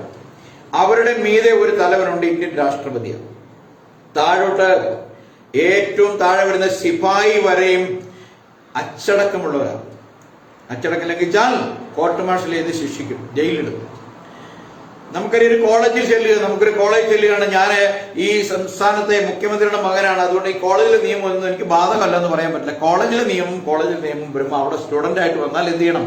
അനുസരിക്കണം. വീട്ടിൽ അപ്പനാണ് വീട്ടിലെ നായകൻ. അമ്മ അപ്പനേക്കാൾ ശമ്പളം സമ്പാദിച്ചാലും അമ്മ അപ്പനെ അനുസരിക്കാതിരുന്നാൽ ആ കുടുംബം അവിടെ തകർന്നോ? അവിടെ മക്കളെ അനുസരിക്കത്തില്ല അപ്പനെ. അപ്പം അപ്പനാണ് കുടുംബത്തിന്റെ തല. അമ്മ അപ്പനെ അനുസരിക്കാൻ മക്കളെ പഠിപ്പിക്കുന്ന കുടുംബത്തിൽ മാത്രമാണ് ഭിന്നതയില്ലാത്തത്. അപ്പനെതിരായി സംസാരിക്കാൻ സമ്മതിക്കരുത് അമ്മമാര്. നല്ല അമ്മമാര് പറയും, അപ്പന്റെ നേരെ വാക്ക് വിരൽ ചൂണ്ടാൻ സമ്മതിക്കത്തില്ല എന്ന് പറയും. അങ്ങനെ അമ്മമാരുണ്ട്. എന്റെ ഭാര്യ എങ്ങനെയാണ്? നല്ല അമ്മമാർ ഒരിക്കലും അപ്പനെ കുറ്റം പറയാൻ, അപ്പന് കുറ്റം ഉണ്ടായാലും നീ കുറ്റം പറയാറായിട്ടില്ല, നീ ഇതിന്റെ പണി നോക്കാൻ പറയും.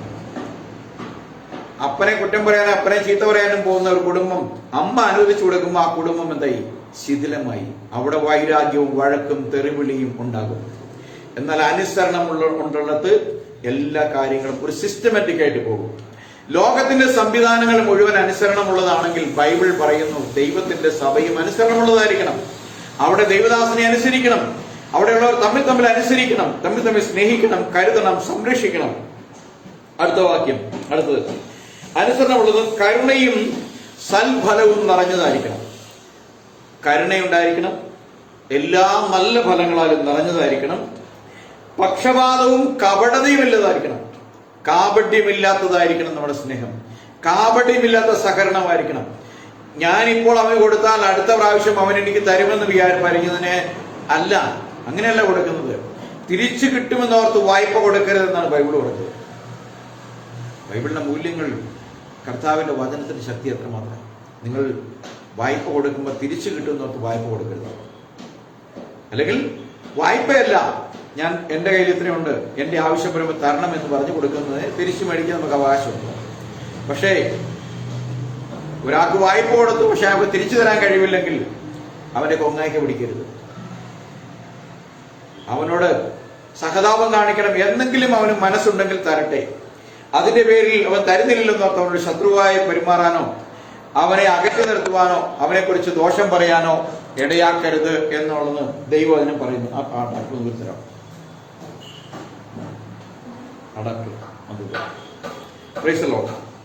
അപ്പോൾ പക്ഷപാതവും കാപട്യവും ഇല്ലാത്തതായിരിക്കണം എന്നാണ് ദൈവത്തിന്റെ വചനത്തിൽ നാം വായിക്കുന്നത്. Price the Lord.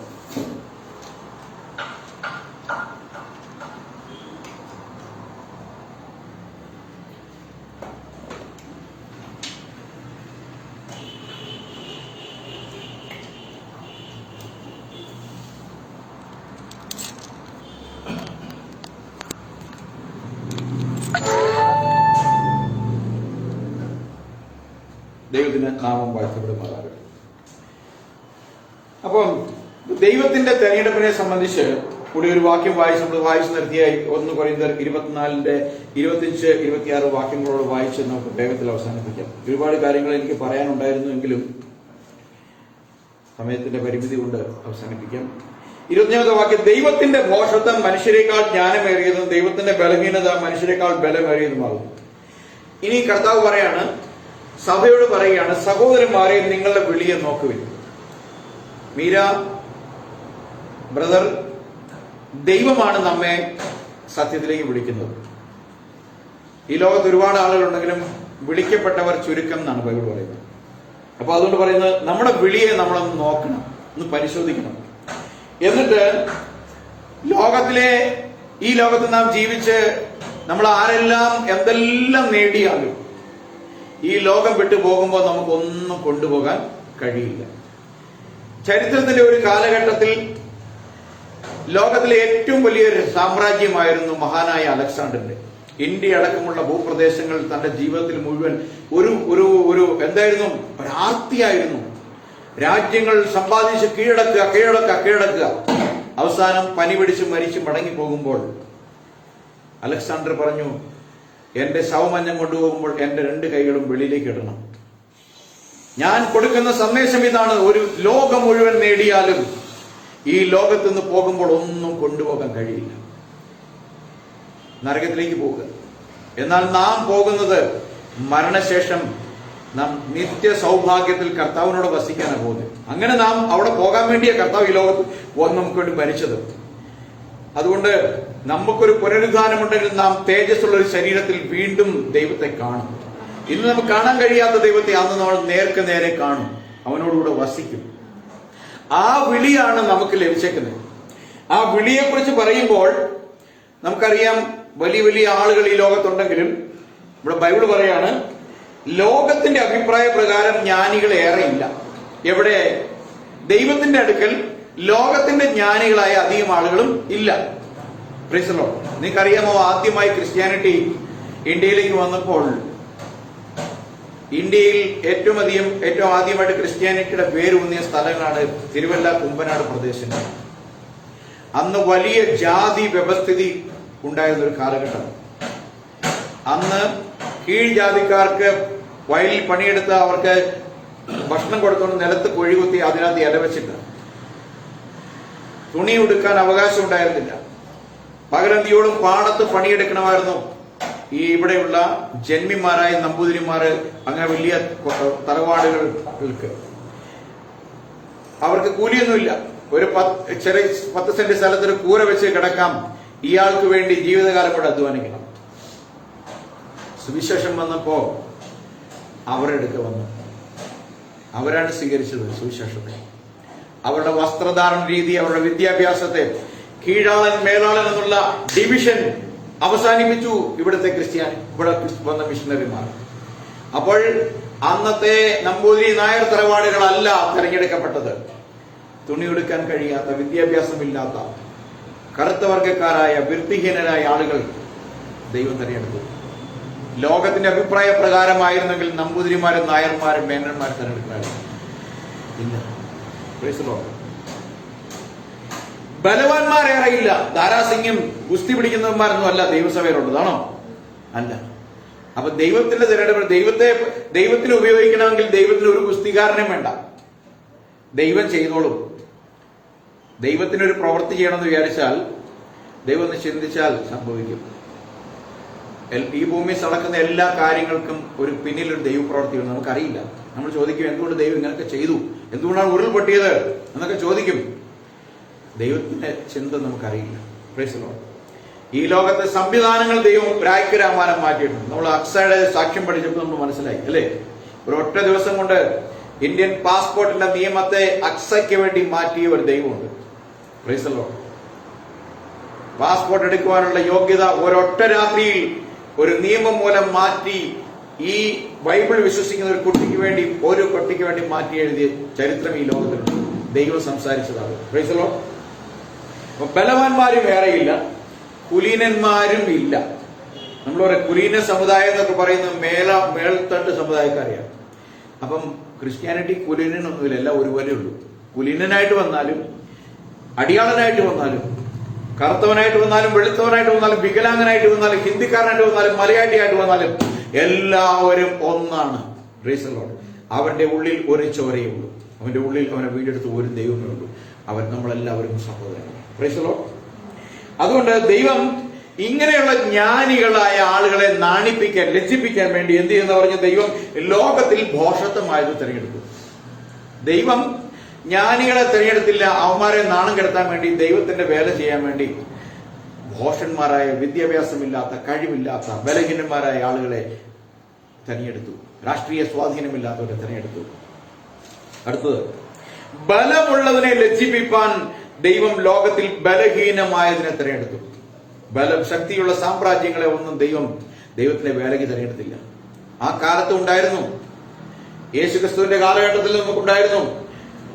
അന്ന് വലിയ സാമ്രാജ്യങ്ങൾ, യഹൂദന്മാരുടെ പുറത്തുള്ള രാഷ്ട്രങ്ങൾ, പാർസി പോലുള്ള പല രാജ്യങ്ങളുണ്ട്. വീണ്ടെടുപ്പിന് അവർ ഉപയോഗിച്ചിട്ടുണ്ടെങ്കിലും സുവിശേഷം പ്രസംഗിക്കാൻ അവരെ ഉപയോഗിച്ചില്ല. ദൈവം പാപികളിൽ നിന്ന് വീണ്ടെടുക്കപ്പെട്ട ഏഴകളെ ഉപയോഗിച്ചു. Price the Lord. ഉള്ളതിനെ ഇല്ലായ്മ ചെയ്യുവാൻ ദൈവം ലോകത്തിൽ കുലഹീനമായതിനെയും നികൃഷ്ടവും ഏതുമല്ലാത്തതിനെയും തിരഞ്ഞെടുത്തു. ഹല്ലേലൂയ. ദൈവത്തിന്റെ വേല ചെയ്യാൻ ദൈവം ഇങ്ങനെ ഒരു തിരഞ്ഞെടുപ്പ് നടത്തി. എന്തിനാണെന്നറിയാമോ? ഞാൻ ഇറങ്ങി പ്രസംഗിച്ചത് കൊണ്ട് ദൈവത്തിന് ആളുകളെ കിട്ടിയെന്ന് ഒരുത്തനും പറയരുത്. മനസ്സിലായോ? അതുകൊണ്ടാണ് പറഞ്ഞത്, ആരും ദൈവസേനയെ പ്രശംസിക്കരുത്. ഞാൻ മിടുക്കനായതുകൊണ്ടാണ് അപ്പ ദൈവമേ ഇത്രയും ആളുകൾ വന്നെന്ന് ഒരുത്തനും പറയരുത്. നീ മിടുക്കനല്ല. നിന്നെ ഞാൻ ചേറ്റിൽ നിന്ന് എടുത്തുകൊണ്ട് വന്നത്, നിന്നെ ഏൽപ്പിച്ചത് നീ കഴിവില്ലാത്തവനാണ് എന്ന് ഞാൻ അറിഞ്ഞുകൊണ്ടാണ്. ആ മനോഭാവം നിനക്കുണ്ടെങ്കിൽ നിന്റെ കഴിവില്ലായ്മയിൽ ഞാൻ അവർക്ക് വേണ്ടി നിന്നിലൂടെ പ്രവർത്തിച്ചു. അപ്പോ അതുകൊണ്ട് ദൈവത്തിന്റെ സന്നിധിയിൽ ഒരു ജഡവും ഒരു മനുഷ്യനും പ്രശംസിക്കരുത്. ഇതൊക്കെ ചെയ്തത് ഞാനാണ്, ഇതൊക്കെ എന്നിലൂടെ സംഭവിച്ചു എന്ന് പറയാതിരിക്കേണ്ടതിന് ദൈവിക സംവിധാനത്തിൽ എവിടെയും ദൈവം കുലമഹിമയുള്ളതിനെയോ ബലമുള്ളതിനെയോ വിജ്ഞാന സമ്പൂർണനായവനെയോ ആരോഗ്യ ദൃഢഗാത്രനെയോ തെരഞ്ഞെടുത്തില്ല. ദൈവം ബലഹീനവും കുലഹീനവും അതിനെ തെരഞ്ഞെടുത്തു. ദൈവത്തിന് വെറും ഒരാൾ റെഡിയായി വന്നാൽ മാത്രം മതി. നമ്മുടെ ശക്തിയും എടുക്കൊന്നും ദൈവത്തിന് ആവശ്യമില്ല. അവൻ സർവശക്തനായ ദൈവമാണ്. ആ സർവശക്തനായ ദൈവം തന്റെ അതിശയകരമായ കൃപയാലും കരുണയാലും നമ്മെ വീണ്ടെടുത്തത് ബൈബിൾ വളരെ വ്യക്തമാണ്. Who is wise and understanding among you? Let him show his good conduct that his deeds are done in gentleness of wisdom. അത് കാണിക്കണം ദൈവത്തിന്റെ ജ്ഞാനത്തെ. അവിടെ പറയുന്നത്, നിങ്ങൾ ജ്ഞാനി വിവേകിയുമായവനാർ, അവൻ ജ്ഞാനലക്ഷണമായ സൗമ്യതയോടെ തന്റെ നല്ല നടപ്പിൽ തന്റെ പ്രവൃത്തികളെ കാണിക്കട്ടെ. 18ാമത്തെ വാക്യം നിങ്ങളെ വായിച്ച് നമുക്ക്. എന്നാൽ സമാധാനം ഉണ്ടാക്കുന്നവർ സമാധാനത്തിൽ വിതച്ച് നീതി എന്ന ഫലം കൊയ്യും. അല്ലെങ്കിൽ പല ആളും നമ്മൾ കണ്ടിട്ടുണ്ട്.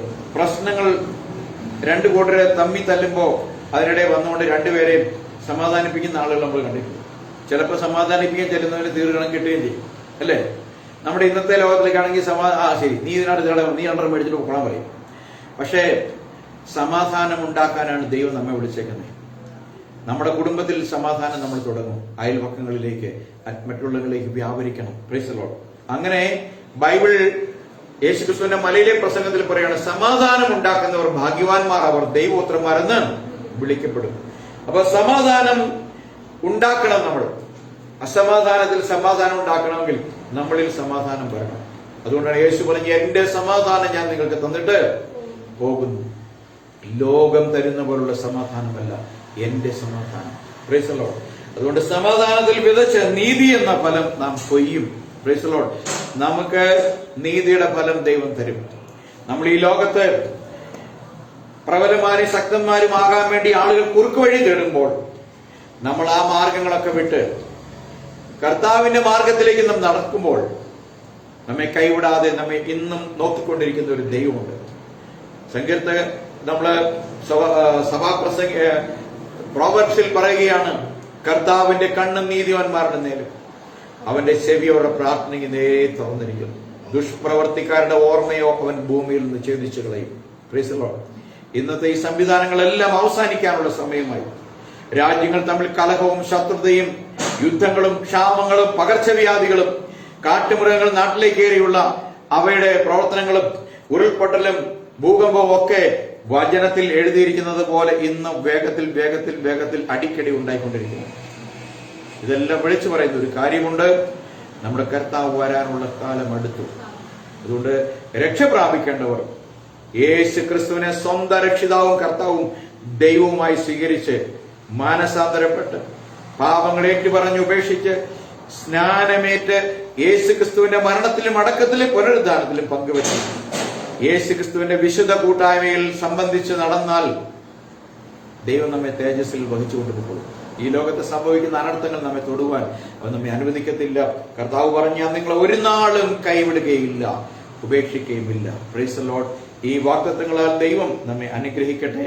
നമുക്ക് ഹല്ലേലൂയ, നന്ദി നന്ദി എൻ ദൈവമേ എന്നുള്ള പാട്ടുകൂടി പാടി പ്രാർത്ഥിച്ച് അവസാനിപ്പിക്കും.